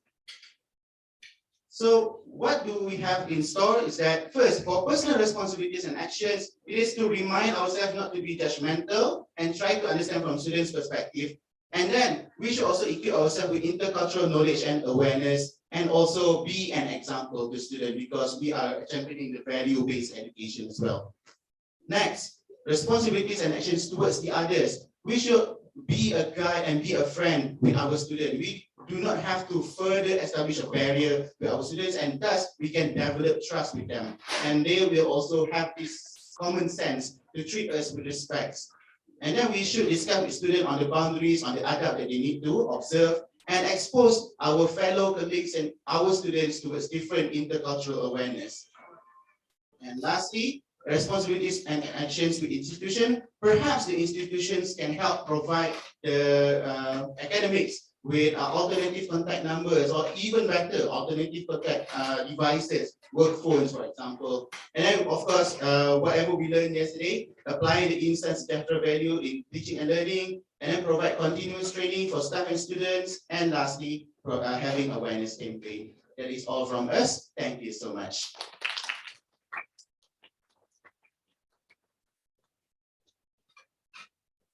Jazakallah khairan, Group 4. Very nice presentation. Now I would like to open for Q&A and comments from any groups and the Murabi facilitators. Inshallah. Yes, brother. You want a mic or you? Yes.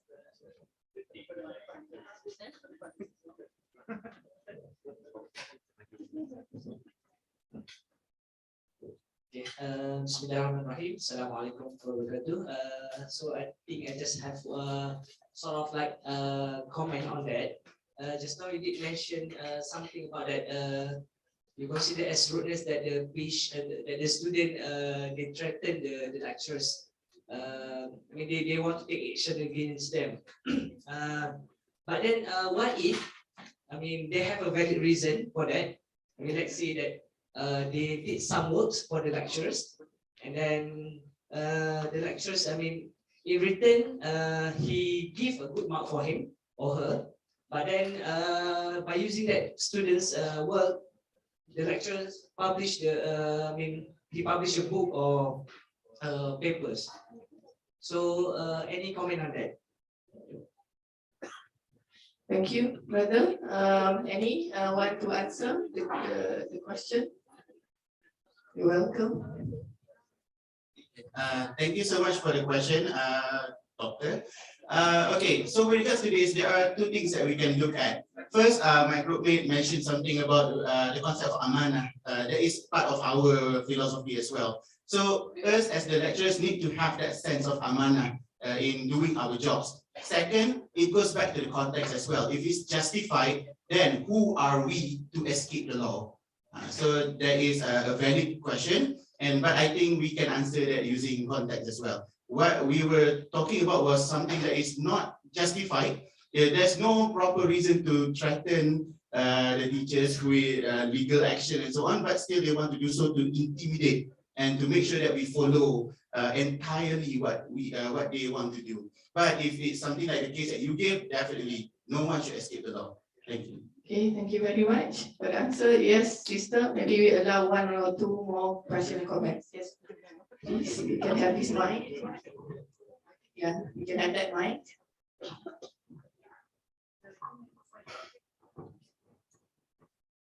Yes, Assalamualaikum. I'm Intan. Okay, I just want to ask, that's about student rudeness, but how about lecturer rudeness? I think it's quite, I don't know lah, calling students stupid, otak letak kat mana, kat bontot, macam tu lah. And sort of a lot of words. Okay. And how about that? Alright, thank you, sister. The group want to respond? Or other people want to respond, also welcome.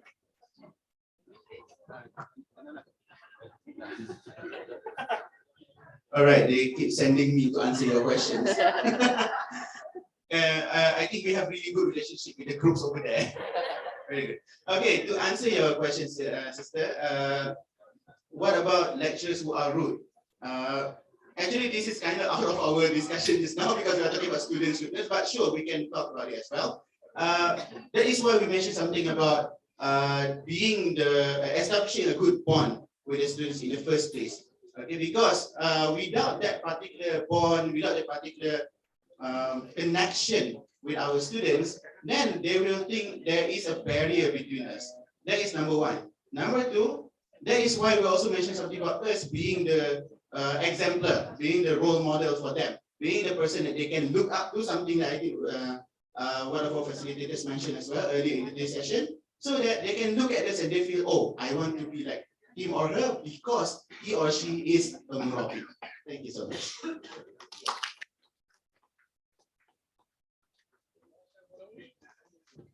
Very much. Maybe one comment from the Murabi facilitator for this topic before we move on, because we are limited with time. I'm sorry with that, but any comment from Murabi facilitator on the topic?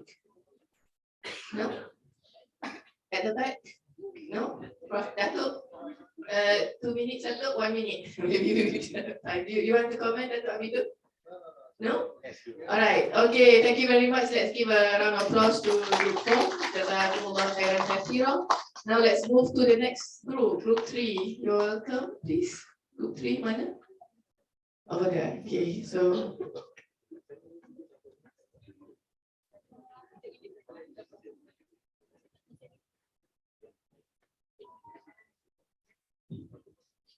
Assalamualaikum. I'm from Group 3. So we were given a task to discuss regarding the issue of plagiarism. The meaning of plagiarism is an act of taking other people's works and words or idea without their consent and quoting and crediting the original author properly. Hadith on the plagiarism. This is narrated by Bukhari. Allah Messenger said that the one who gives pretends that he has given what he has not been given is just like the first one who wears 2 garments of falsehood. Okay, there are several types of plagiarism. First of all, is a direct plagiarism. The student uses the other people's works and claim as him or herself. And then self-plagiarism, the student submit the previous work. And then we have mosaic plagiarism, whereby the students not quote properly. And then we have accidental plagiarism, where the students also not quote properly, as well as transcribe the actual facts according to the students' needs. And then why this student plagiarize? This is because poor time management, lack of discipline, procrastination, and lack of self-integrity. This is because some students are more knowledgeable than us, and then they like to scam us. So if we give an assignment to them, they will divide the task by themselves and then submit everything. And then this is the plagiarism, not a personal issue, as it affects the individuals. On the lecture part, this happens because not giving proper instruction and information on the assignments, and last minute assignments, and given too many assignments. There are 2 approaches to take action on regarding this matter. On personal level, we need to educate the students, and it's really need to provide proper instruction, guidelines, and information to the students, and give different set of assignments, different titles to the student, so they cannot divide by themselves. And then consult patient if consult the student if the student commits the offense, investigate the real issue and how the lecturer can help the student with the assignments. Then educate the student on the implication of plagiarism and how to cite the work of others. And then penalize the student as well. If the students repeat the same mistake, the student will be penalized, cut some marks, or barred from final exams. As for the second level, according to head of department or kuliah level, the talks, discussion, and clinic on the effects of plagiarism will be held. Create an awareness programs among students, given the students who commits the offense a warning letter. And then the last one, educate the students regarding the plagiarism as against the teaching of Islam and is considered as taking other intellectual properties against the concept of Maqasid al-Sharia on preservation of property, which is the intellectual property. As for the university levels, the offense of plagiarism have been the guideline policy. We can see from the student handbooks and need for better enforcement on the policy. So thank you.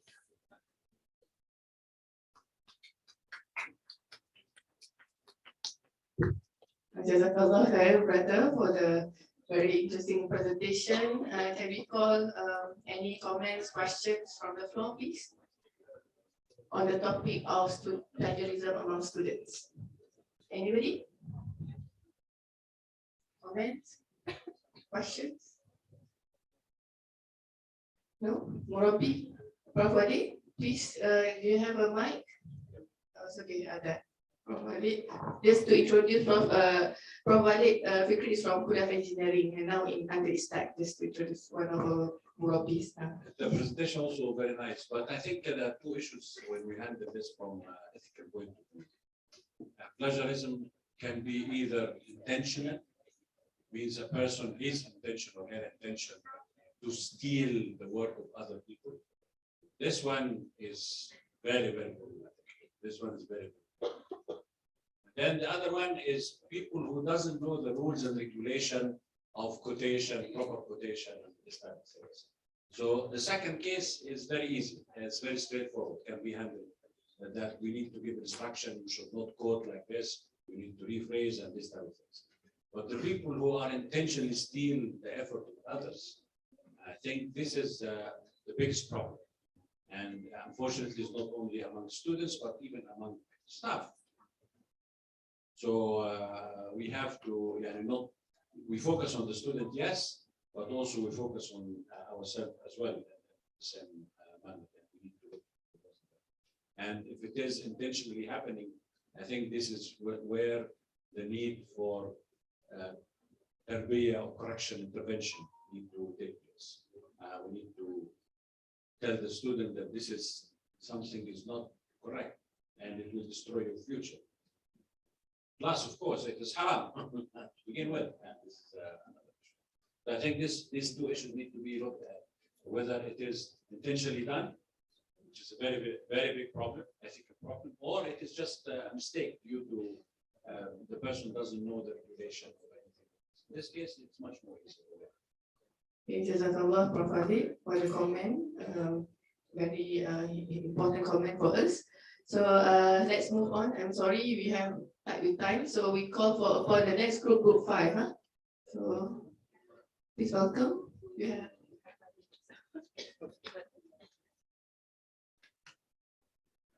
Before that, I forgot. Can we give applause to the previous group? I forgot about that. Yes.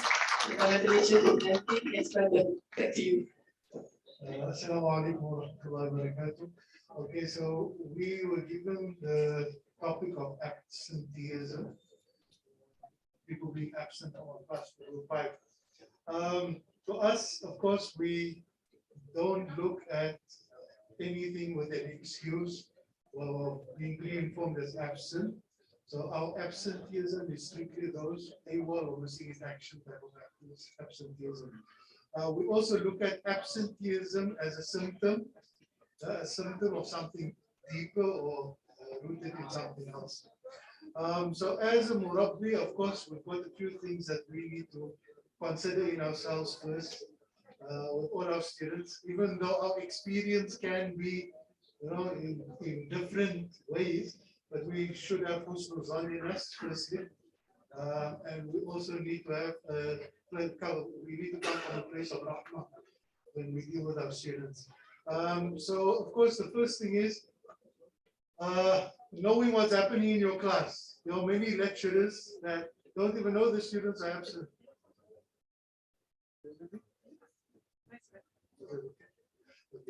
So as a Murabbi, we need to be aware of what's happening in our class, be quite aware of who is attending our class and who is signing on whose behalf, but this is another issue, right? And then the first place is investigating the individual. What is their circumstances? What is their situations? The reason behind why they are absent from our class. So we were given an example of, a person stating that I don't come to class because I oversleep each day. Every day I've been absent so many times during this semester. This is a common one that I think we get. Is this unreasonable? Is this reasonable? What is the situation of the student that we are dealing with? So we have come to, okay, sleeping disturbances, it can be a psychological issue due to depression or side effects of medication or some valid reason for this. Then of course that has its own solutions. And if it's not a valid reason that the person's work cycle is out, or they just oversleep due to the class being too early, then of course as Murabbi, the solutions to this and the tarbiyah that is in this is also different. So we came to a conclusion in our group that we need to actually deal with each absenteeism case by case basis, right? Giving a personalized solution to each student for their reason, whatever it is. Since time is quite short, I'll just move on. So we followed the template that was given. So the next step would be, of course, extended people. Who are we going to involve? Who are the others? So of course it's the roommates, but just 2 groups before they said the roommate doesn't even know what's happening to the roommate. So yeah, the roommate, and then of course the parents. Our next point of contact is the parents, higher authority, friends, classmates. In where we are in Kuantan, I think the cohorts are quite close together, so they generally know the workings of each other. And to track people down is not that hard, even though at times we do need to go, the extra mile. So friends, especially roommate, and then the mentor-mentee system is systems that we have in place that should be tackling some of these. In terms of the university, they are support systems which are in the university already. So this established support system is actually revisit or reevaluate these support systems. Are they efficient enough, effective enough for our groups of students? Some of our support system was set up quite early in IIUM's history, and the needs of students, even though like our counseling department is extraordinary, they sort of upgrade as time has gone along, but there are some systems that needs to be reevaluated. So committees, maybe kuliah specific, each kuliah has their own needs, students have their own challenges. For example, architecture, their workload is expected to be until 2 o'clock in the morning at some time. So sleeping in could be a factor that comes across. Psychological experts, we do have our counseling division, we do have our hospital, we do have the infrastructure for this, and of course we do have rules and regulations which are in place. However, sometimes as a Murabbi, these rules and regulations also, we need to exercise our rahmah in what's, as Prof. Akmal mentioned at the beginning, what will be the outcome of this student if we do bar them from an exam and they are not allowed to sit for it. Anyways, I think that's my time that's up. So Jazakallah khairan. Are there any questions? I think I should just stand there. Jazakallah khairan, brother, for the presentation. Maybe one only, because of the time, one question only we allow, and then one comment. Okay, one question from the sister.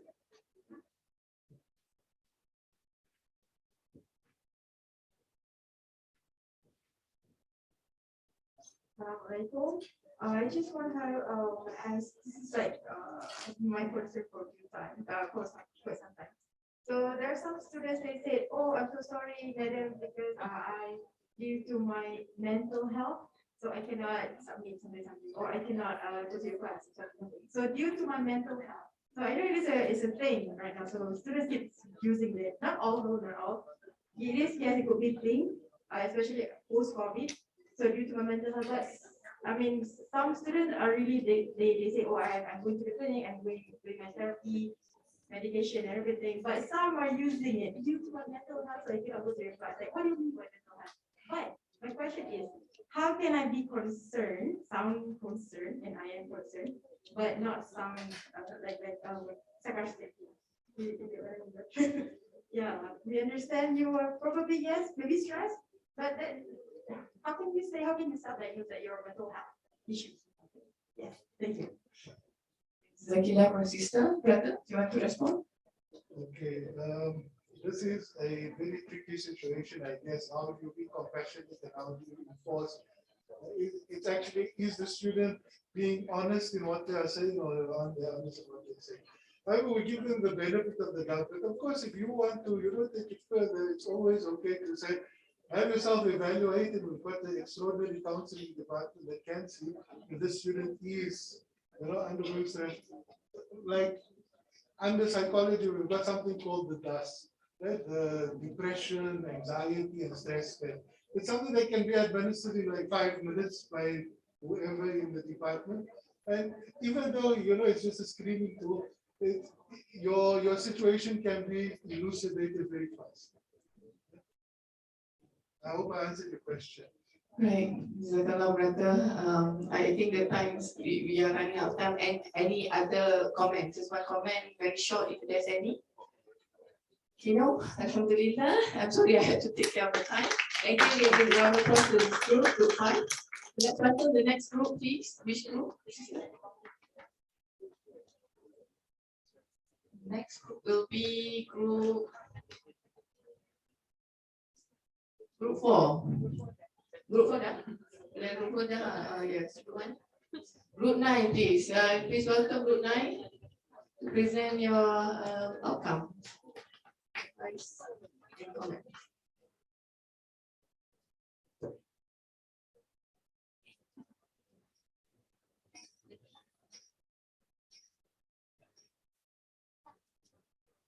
Bismillahirrahmanirrahim. Assalamualaikum warahmatullahi wabarakatuh.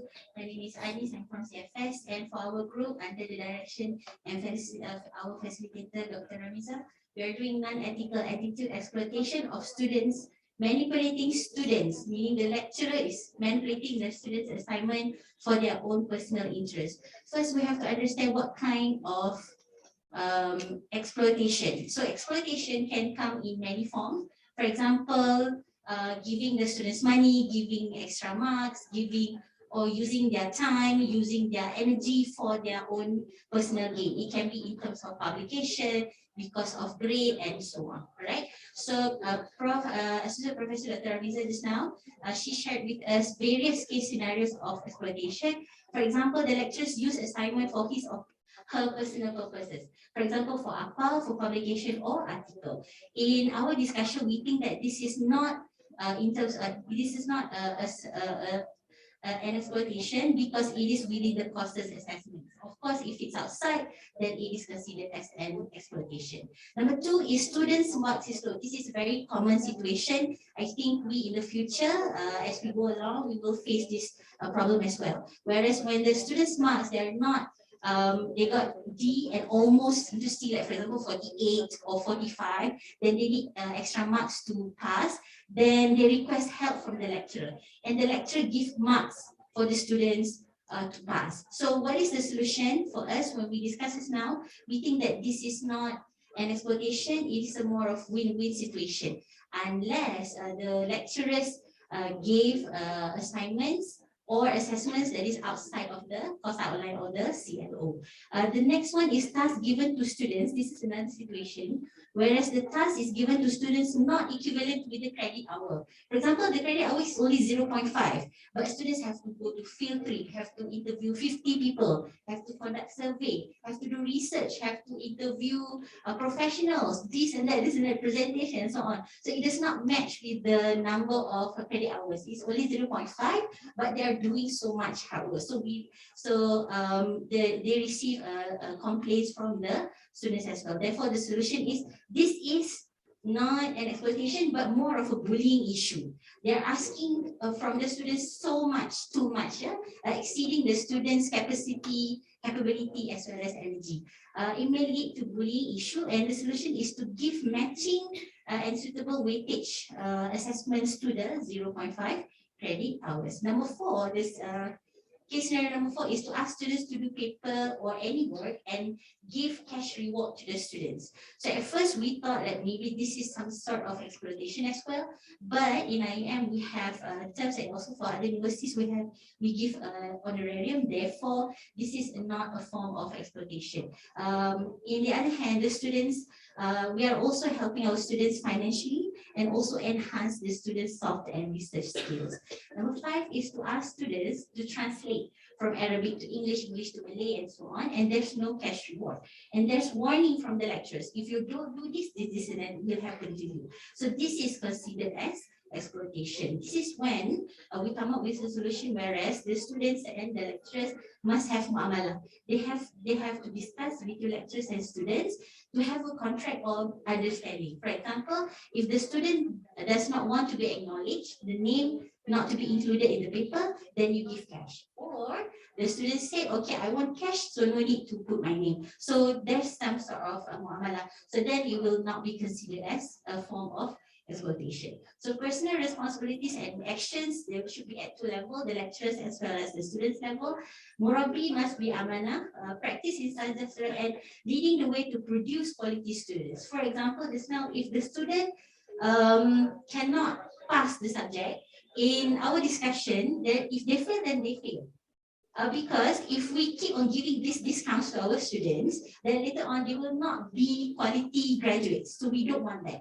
When they graduate, they cannot do this, they cannot do that. But in their certificates, in the transcript, it appears that these students got B, these students got C. So it does not reflect the quality of the students. At the students level, the students themselves must need guidance from lecturers, and our students are 18 years old and above. So therefore they are considered as adult, then they should know there's the difference between right and wrong. They must be aware of the right and wrong. Responsibilities and actions towards others, remind lecturers, remind students, and have proper muamalah and discussion between lecturers and students. Most of these case scenarios happen behind the scene. They are reported to certain lecturers, not to the departments. So there's no way, there's no proper solution. So if you want to have a good solution to avoid exploitation, then do it formally. Lodge a report, discuss with the departments, and so on. Last one is responsibilities and action within institutions. I think we have Ibadah camp, awareness, collaboration between KCAs and student unions, but we need to have what we want to propose further is to have sustainable measures. For this to happen, not just in 1 year or 2 years, but for the next 10 years, 20 years, and 30 years. Thank you.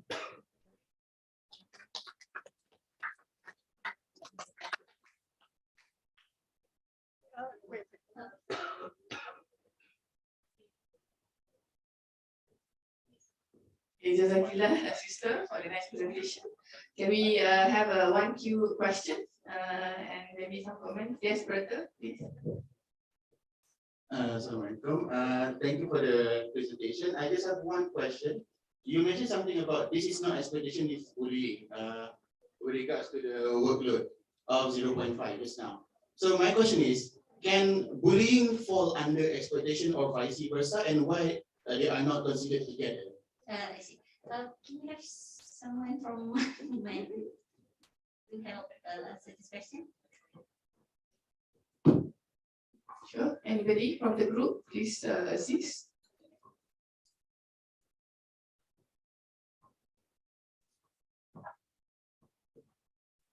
I think from the definition of exploitation itself, it should be when we get personal gain and the other person do not get the reward. So if you give extra work that which did not proportionate with the credit hour, I think there's no personal gain there. So it's not a case of exploitation, but bullying, which is unethical. It's more towards unethical rather than exploitation. Okay. This is Akila sister, very nice answer. Any comments from the Robbie facilitator on the issue regarding exploitation of students? Maybe Prof. Mira, you want to say something? You're gone, please. Just want to share the findings. I think I've gone through quite a lot of roadshow, right, to all Korea.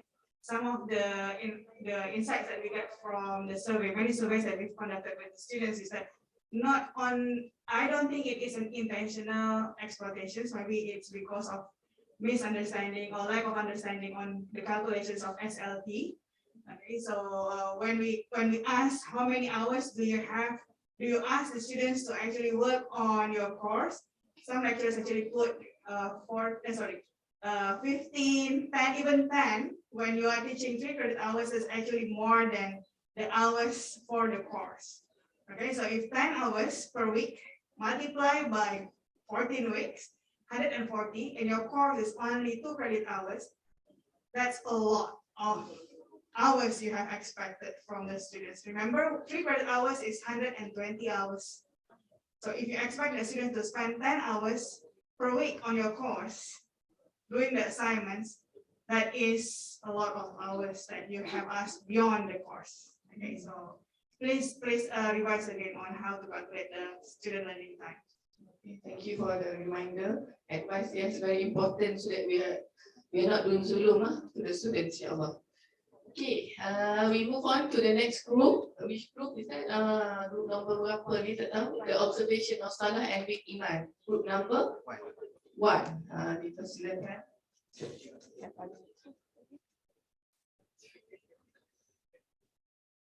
Bismillahirrahmanirrahim. Assalamualaikum warahmatullahi wabarakatuh. My name is Abdul Najib from Kuliah Mesir. So today I'm coming from group 1. So today we from our discussion is on about the observation of Sana and Weak Iman, which is mental health problem.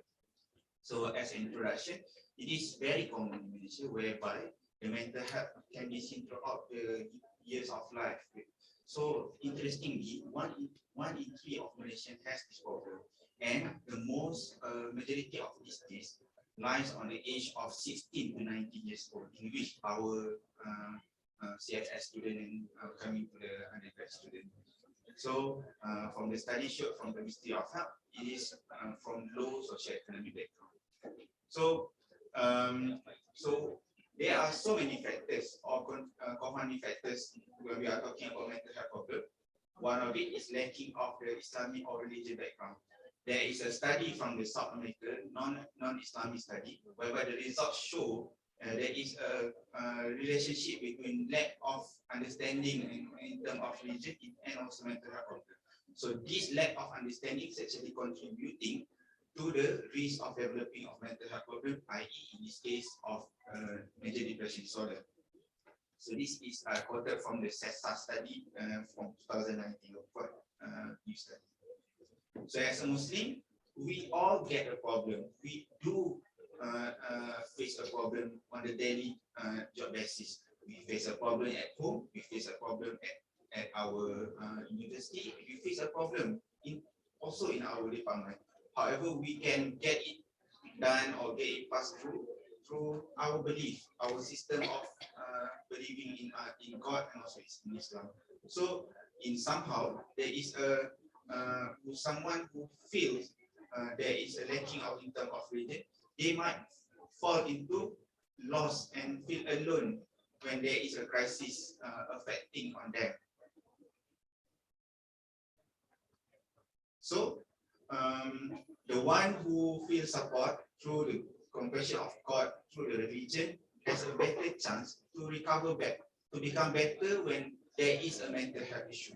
As in the Quran said, and for those who fear Allah, He always prepare a way out and provides for him sources he never could imagine. And if someone put his trust in Allah, sufficient is Allah for him. For Allah will surely accomplish His purpose. Verily, for all things has Allah appointed a due proportion.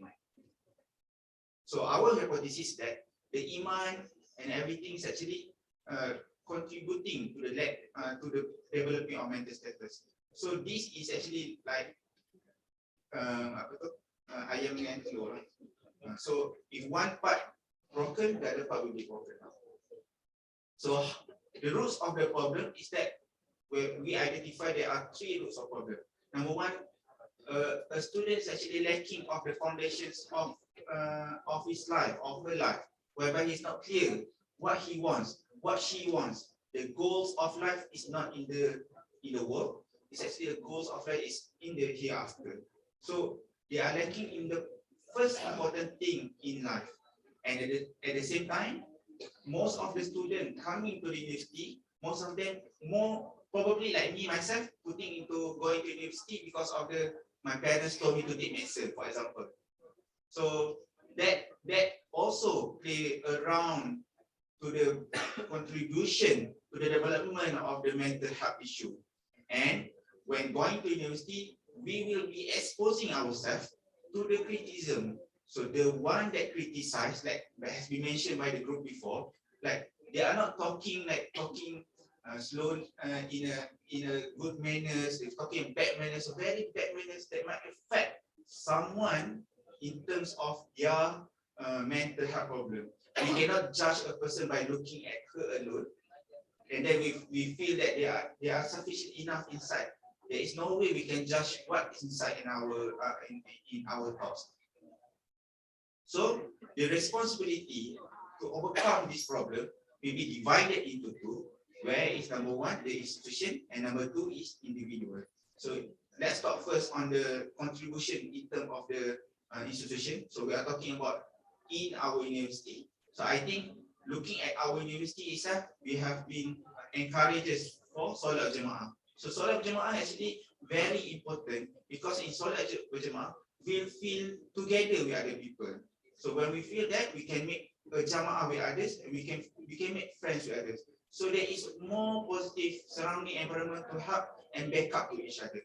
And at the same time, advertising counseling session whereby we can talk to the counselors to ease the problem in our mind, and organize practical religion program.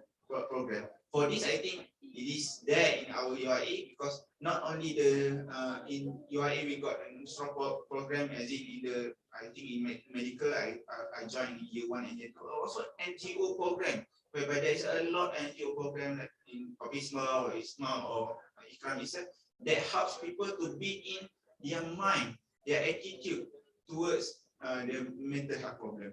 And also the institution can also help in terms of easing students in classroom accommodation, examination, and also accommodation that probably will help them fit into the problem. For example, let's say a person has a problem of mental health issue. We can probably give a lesser assignment for them to settle out. And 4% effort, the thing is that the problem with mental health lies in our brain, because our brain will talk whatever we think there is. There is a unconscious mind ourselves which is activated by reticular activating system. That area will actually control ourselves to become whatever we think we are. So if we think we are bad, we will be bad. So as a person, must have a very good insight and correct mindset for them to avoid the unnecessary efforts of the increasing. Another point to talk. Okay, and then proper channel to seek help, and at the same time to strengthen iman by actually self-tarbiyah and also to the charity work. I think that's all. Group 1. We have 2 groups with the same topic, so I think we'll have the presentation first, then we have Q&A together. So can we invite group number 2 on very important topic, the observation of Salah and weak iman. So please welcome group number 2.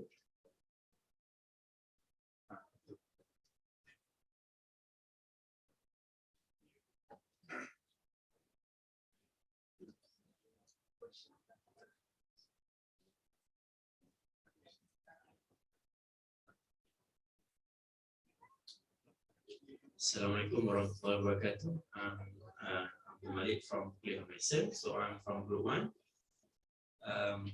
As-salatu imaduddin. So without our deen, without Islam, without the salah, our deen and Islam will collapse. So that's why I think the committee chose 2 groups to discuss on this topic. Okay, so the question for us actually is the observation of salah and weak iman among the student and also the staff. Okay, evidence based. So basically, from the survey done by our facilitator, Dr. Sophia, 6% of the students don't believe in Qiyamah. That's a very serious problem that we see actually, because if they don't believe in Qiyamah, actually they don't have aim. They don't think there will be any implication to them because they don't believe in hereafter. And then 50% of them don't pray 5 times a day, especially the important one that will differentiate us with whether it's a munafik or not, the subuh and isha. And also some of the staff sometimes skip solat and call out that after that. So for the sake of meeting, for the sake of something that can be postponed for a while. So basically this is a thing that we notice that actually is their knowledge. They think if they skip solat, they can just call out. Okay. Okay, so the problem, knowledge is not always the problem basically. They have the knowledge, but they don't practice it. They don't do it in their daily life. And it can start from their individual self. They don't have faith in Islam. And then going outside in their family, their upbringing, they didn't bring in the Bid'ah Islamiyah, they didn't bring in the environment of Islam. Their parents didn't pray as well, so that's why they think it's not important for them. And then, as I mentioned, because they didn't amal, they didn't practice their upbringing, and also the surrounding, this is the reason why we have to face this problem now, right? Okay, so what are the personal and responsibility and actions that we can suggest for this problem? First, we know ourselves. We know when we are lack of iman, lack of faith at certain times. We know we are low in battery of iman.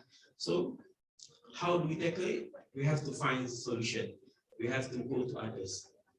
We have to find environment that always remind us the importance of iman, importance of salah. So go and pray in jama'ah, in surah, in masjid, okay? And then for ourselves, for staff, practice jama'ah prayer. We know actually sometimes during the salah time, we prefer to pray in our office because it's nearer, it's more easier to us. But just force ourselves to go to the mosque, to the surah, to pray the salah. And then we have to have a discussion among ourselves on how to actually we can improve ourselves in performing salah. And sometimes this also will help our superior to know that actually we want to improve ourselves in salah, so they will actually be lenient to us if the azan is they allow us actually to go to perform salah. Okay, the second one, towards others. Okay, so actually for us, we can identify the group of students who are lack of knowledge, and this group of students, we can bring them together and we try to inculcate knowledge to them regarding the importance of salah. And then keep reminding about the 5 pillars of Islam. And then afterwards, we have to evaluate our process, whether it is beneficial or not. So we have to conduct a survey to see whether the problem is solved or not. Then we ourselves be a murabi, be a role model to the students. For example, if you are on a class teaching a subject, so suddenly the azan is there, so we have to stop our teaching, respect the azan, and basically if best thing actually stop the teaching session for a while, pray for a while, then resume our teaching afterwards. See, as mentioned by my facilitator in Yemen, I think, in Jordan, yeah, in Jordan, during the lecture session, they will stop, and the lecturer will become the imam, and they will start pray, and then resume back again. So maybe we can practice it here in our society. The last one, responsibility towards with institutions. First, we have to have a good facility to upgrade the surah and at the surah exposition center, and to put more emphasis on Fardu Ain topic in surah, because we know the problem is about the solar. So we have the USRA course in our in our university. So actually we can emphasize on that solar importance in the topic. And then another one, what we can do actually, we can put digital reminder at public places, common places. For example, in the canteen, in the public places. So actually, when people see the reminder, they will stop doing the unnecessary thing and press solar first. Besides that, we can also use voice reminder. For example, when I enter this building this morning, I can hear some Quranic recitation. So maybe around 50 minutes before the time, they can remind, give some hadith or importance of bring to pray solar in the early time. And also, besides that, basically, if the student or staff actually really preoccupied with their meetings, with other thing, they are reminded that they didn't pray solar yet, so they can pray solar afterwards. I think that's all. Thank you. Jazakallah khair, brother, from group 2. So just maybe one question only, please, because we are already 12:45. One question, if there's any. Okay, Dr. Samia, please, can have this mic. Okay, Bismillahirrahmanirrahim. I would like to ask, perhaps you can come up with opinion on this solat and Fardu'ain issue. I'm also a principal, so I know the insight of what students have been doing in the Mahala. So we have like upgrading the surah, we have put many things, we have conducted the usrah at Mahala. But the reason that students give, they don't have time. And do I get credit for attending those activities? So what is your opinion? And also we have also what we call it, opinion from staff saying that if we ask them, if you make those compulsory, it is like bringing them back to the zaman asrama, so quote unquote. So I need the input from everybody here. Thank you. Okay, thank you, Dr. Samia. Jazakallah khair. Any response to that on the principal issue? Any? Do we have Dr. Samia? Any comments? Answer? Ustazah? Bismillahirrahmanirrahim. Just a brief comment. Maybe I think that for Dr. Sar, just continue because this is just the beginning, isn't it? So sometimes when people maybe tiba-tiba we have that rules and regulation, they say they want to bring back to sekolah. Yes, if you don't follow the rules and regulation, yes, we have to come back to sekolah because sekolah is also something that will upgrade yourself, isn't it, to a better person. So not to not to give up. Just continue, inshallah. We will help you, inshallah. Okay, Jazakallah khair for the answer. Dr. Soka is one of our Murabi facilitator. Okay, so I think we wrap up. Can we give a round of applause for the two groups, please? And then finally, my group, we welcome group 10 to present on, not group 10, not finally yet. Oh, mashallah, I'm sorry. We have two. How many groups? 7 and 10. Only 2 groups. Okay, 7, please. 7, 8. 7, 8, 10. 7, 8, 10. Ya Allah, how are we going to finish? So please, brother. I'm trying to keep it the time, but if you give less than 5 minutes, then I don't know whether they can convey the ideas or not. Okay, silakan. Boleh, silakan. Assalamualaikum warahmatullahi wabarakatuh. My name is Mokhtar and I'm from Group 7. Right. We are going to present the issues of supervision. I believe we all have gone through supervision practice, whether in this university or in industry before you join universities. And basically, when it comes to supervision in this particular university case, we have 3 elements, important elements. The supervisor, the student or supervisee, and the subject matters itself. Our personal responsibilities and actions involve amanah, which is we need to adhere to IM Code of Supervision, and also need to be able to manage the grant as a supervisor, we need to be ethical. We need to be capable, available, and approachable. As you know, as we heard before, there are issues where students have difficulties to reach the supervisors. And next one is attend course training for personal development. Discuss concrete objective. In other words, we lay out the roadmap for the students to achieve the objective. The most important thing is the research that we want to conduct should be feasible. Responsibilities and action toward others is have discussion with the students on roadmap during the studies. For each student, they are unique. Some of them are very good students, some of them are very weak. So we need to recognize the student unique capabilities. We also need to provide support financially and emotionally, financially if possible, and maintain a good relationship with them. We need to treat them as our colleague, not as a boss, because we don't know in the future maybe they might become our boss. We never know, right? So we invite external or another co-supervisor if there is an interest is beyond your expertise.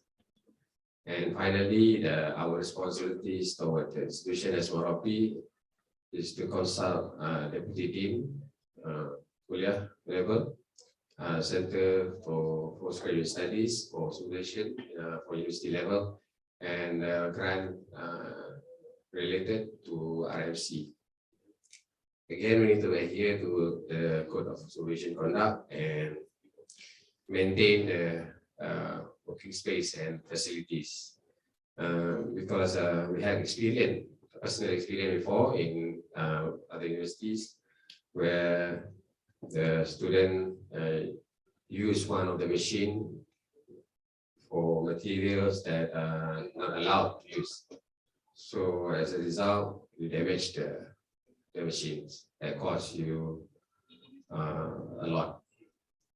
Thank you so much. That's all from me. I hope I need the time frame. Okay, Jazakillah. Jazakallah khair, brother. Very nice, very quick.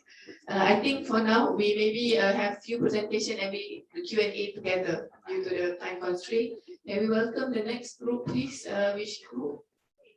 8. Group 8, please. Oh, give a round of applause to group representative. Okay, thank you, group on the supervision issue. Now group 8. After group 8, group 10, I think then we can conclude.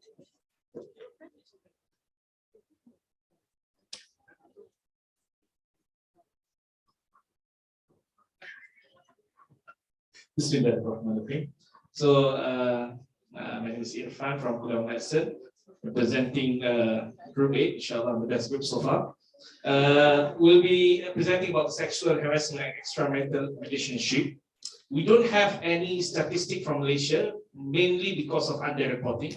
But from the US statistic, about 84% of female do report that they have at least once in their lifetime sexual harassment, and about 43% from the male have at least an episode of sexual harassment. In terms of extramarital relationship, this is a mutual agreement, mutual consent, so it's not considered under any kind of crime. So let me define what is sexual harassment. Basically, it's an unwelcome sexual advances, request for sexual favor, and others, either verbal or physical. So we divide it into physical, such as touching, verbal, such as catcalling or word abuse, and non-verbal. For example, in some country in India, our friend Dr. Jafar said that for a male to stare at a female more than 40 seconds is considered sexual harassment. So for female, you should start counting when someone is staring at you.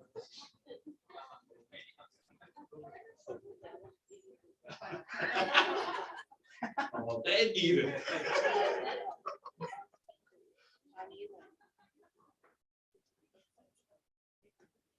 So for the extramarital relationship, it's a relationship which includes that plus the sexual intercourse between a married person and someone which is non his or her spouse. So we put into the level of severity, either mild, just an affair, or moderate, there's a romance, and severe, which is intercourse or any kind of penetration.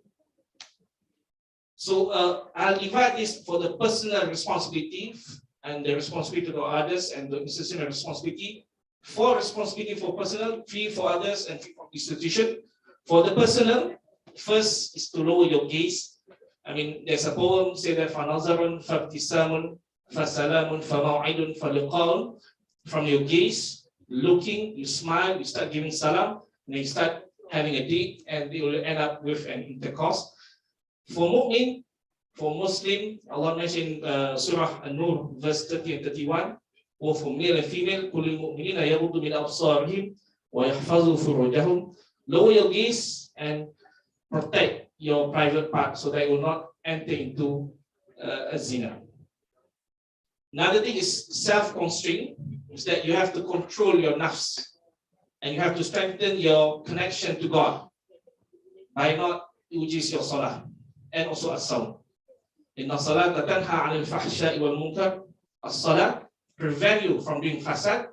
And for those who are still bachelor, Ya ma'ashar al-shabab man istata'a minkum ba'a falyatazawwaj faman lam yastati' falyasum. For bachelor who can marry, able to get married. If you are not able to get married, so you need to fast. The other responsibility is to avoid unnecessary ikhtilat. And if you require a mix, a communication with the opposite gender, have a chaperone. Al-hadith, I mean, we miss lam there. لا يخلو رجل بامرأة إلا كان ثالثهما شيطان. I mean, behold, a man is not alone with a woman, but the third of them is a shaitan.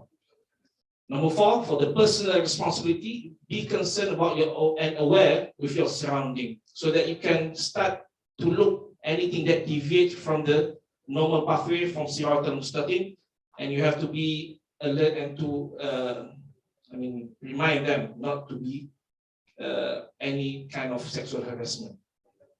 For the responsibility to others, there's only 3. Remind, ad-din nasiha, create bi'ah salihah, and have the courage to report. Man ra'a minkum munkaran falyughayyirhu biyadihi. Who among you who see munkar, they have to change it, either by lisan, either by power, or either by al-kalam. And then the responsibility from the institution, we need a code of ethics for this kind of misbehavior. We do have it in our Act 355, Kanun Keseksaan, 354, Kanun Keseksaan. We have the Act for Employment, who actually mentioned about this sexual harassment, but we need it in UIA so that every time student or staff who commit themselves with UIA, they have to have to remind themselves will not cross this border, and also for human training so that we can notice any deviation and to act accordingly. And last is disciplinary action should be taken for those higher authority. Allahu a'lam. Assalamualaikum warahmatullahi wabarakatuh. Waalaikumsalam warahmatullahi wabarakatuh. Jazakallah khairan, brother, for a very interesting presentation. So I will call the last, can you give a round of applause for the group? Excellent group, everybody. Can we have the final, I think the final one, group 10, very interesting topic as well. Can you please welcome to present? Nak mic di situ.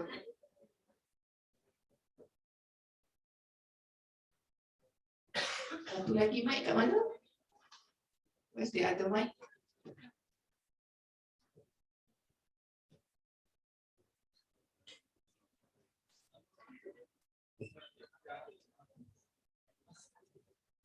Assalamualaikum warahmatullahi wabarakatuh. We are from group 10.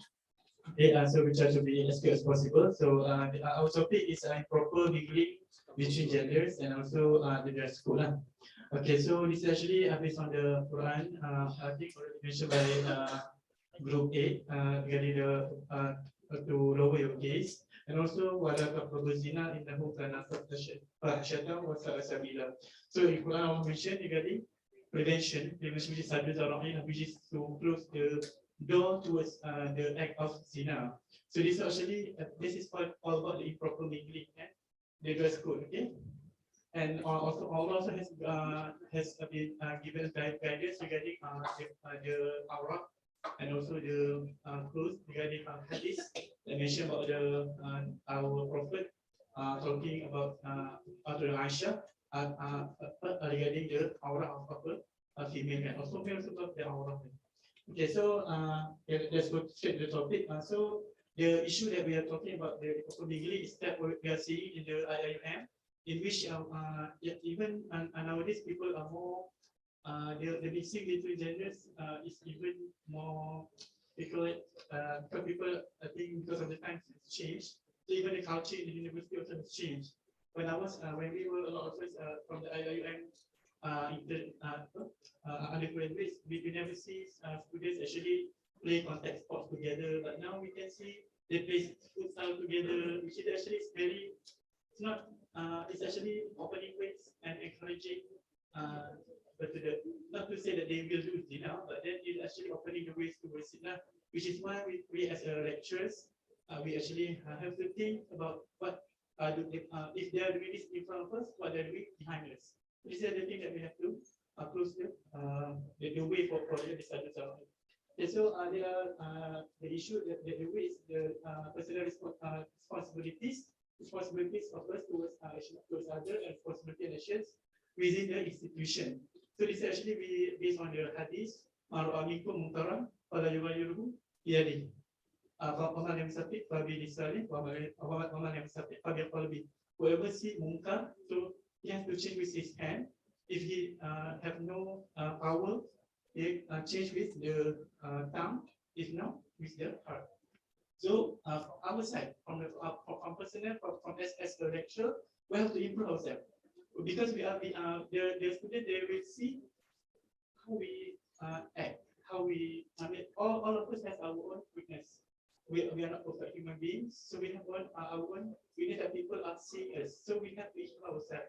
We have to improve the knowledge. Sometimes people consult us regarding the fiqh muamalat, the fiqh contemporary, but we don't know how to answer that. So we have to improve our set of knowledge.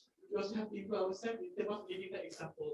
And then we also have to, one of the ways that we can do regarding the responsibilities towards the staff and also the students regarding the issue of gender and also the dress code is that we can edit Islamic input. For example, during this teaching, we teach about the anatomy, so we can talk about what is the area of aura. Okay, we can insert the Islamic input from Quranic regarding the we also talk about pornography. We already talked about sexual harassment. These are things that we can do. And then we also can show regarding the example. We can show the example to others. That for example, whenever we discuss with students, we have to show example that we have to never close the door whenever the student is female. So we show them that it's actually the right way. And then whenever we meeting the students, I mean at night we have to have chaperone. We bring our own wife, or we can bring our other friends. It's actually something that student will say, oh, actually this is the right way to do it because our lecturer is doing it. Okay, and then there's also we also take that the interaction. And for example, we are from School of Medicine. Sometimes the mixture of gender is necessary. Why? Because we cannot make them awkward with the other gender because they are nurses, they will be future doctors. If they are awkward with genders, they don't want to see other people's aura. But necessarily then become a problem for them whenever they are working in the field later on. So we have to know what is the masalah between the good and bad. So which one we have to guide them? Which one is necessary? Which one is unnecessary? Is it necessary for them to see the aura during delivery of baby? Yes, it is necessary. But then whenever it's unnecessary, do not make it like that it is free for just because we are medical students, we have to learn everything so that we can examine with each other. No. There's no such thing. So we have to emphasize on that. We have to on that. Okay. And then regarding the responsibility of the university, we have to suggest, and also if we have the position of power, we have to, for example, we make it compulsory. For example, suspect. So our hospital, we have the Sharia compliance unit, which will be taking care of the rest of the staff and the patient. We even as patient also, students also, we have to take care of them, how they dress, not to be at the order of our Sharia, what we should do. And then we also can encourage the regulation. Then we can encourage the university, we can suggest the university to make it strict regarding the listing of gender, especially in context sport. This actually should have been retained for the university, but sometimes I don't know whether we don't have this, but it happened. So this one actually will open up all the ways to the more and more inspection outside our business. Okay, thank you. And then time the question for them. If that's it. Okay, that's all. Thank you.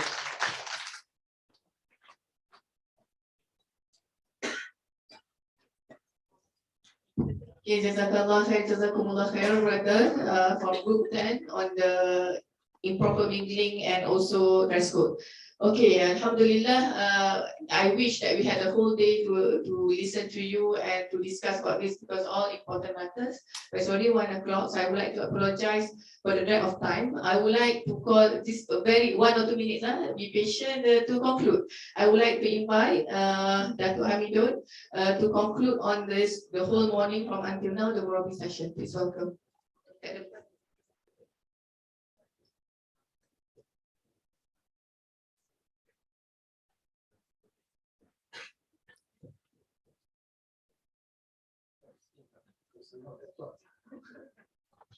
Okay, Bismillahirrahmanirrahim. Thank you very much.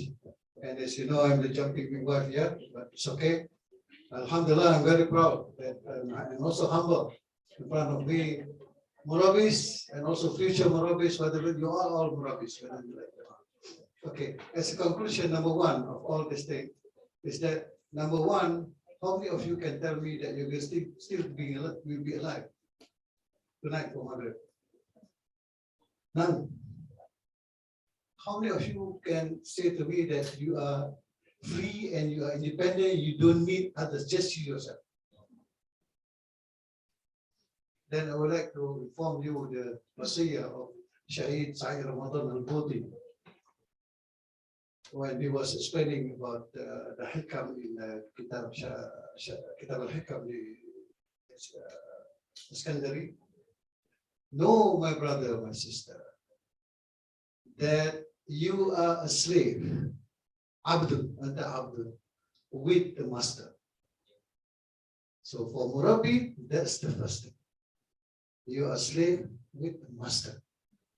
Your master is not your ego. Your master is Allah subhanahu wa ta'ala. That's the one. Which is short, right? Number two, that a Murabi will keep on learning. Be a learner or be a teacher. There's only the two things. Don't be the third one. Right? Sahaba later on they added be a mustami', a listener. So Murabi that will last is one that will always improve. Okay? That will get closer and closer to Allah subhanahu wa ta'ala. The third that I would like to say, we talk about salah.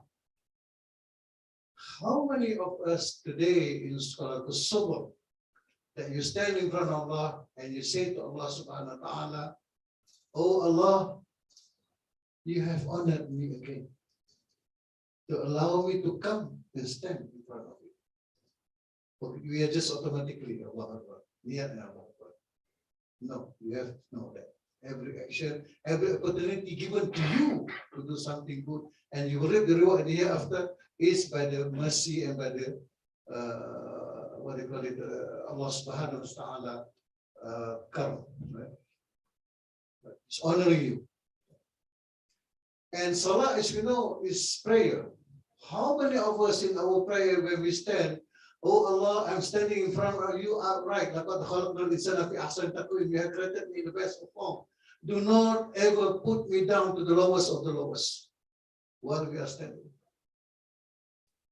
And when we do ruku, do we have in our heart? Oh Allah, as my body has man, I'm obeying you and I will keep obeying you. And when you do sujood, oh Allah, I will not be salvation except with your mercy. I'm asking you for your mercy. These are the things that should be in there in Salah. It's not the physical form, okay, where these things are. The inside, the ruhaniyat should be there. So for Rabbi, whatever you do starting from the Salah, it is always this time with Allah subhanahu wa ta'ala. Thank you very much, and I'm proud once again to be with all of you. Wassalamu alaikum warahmatullahi wabarakatuh.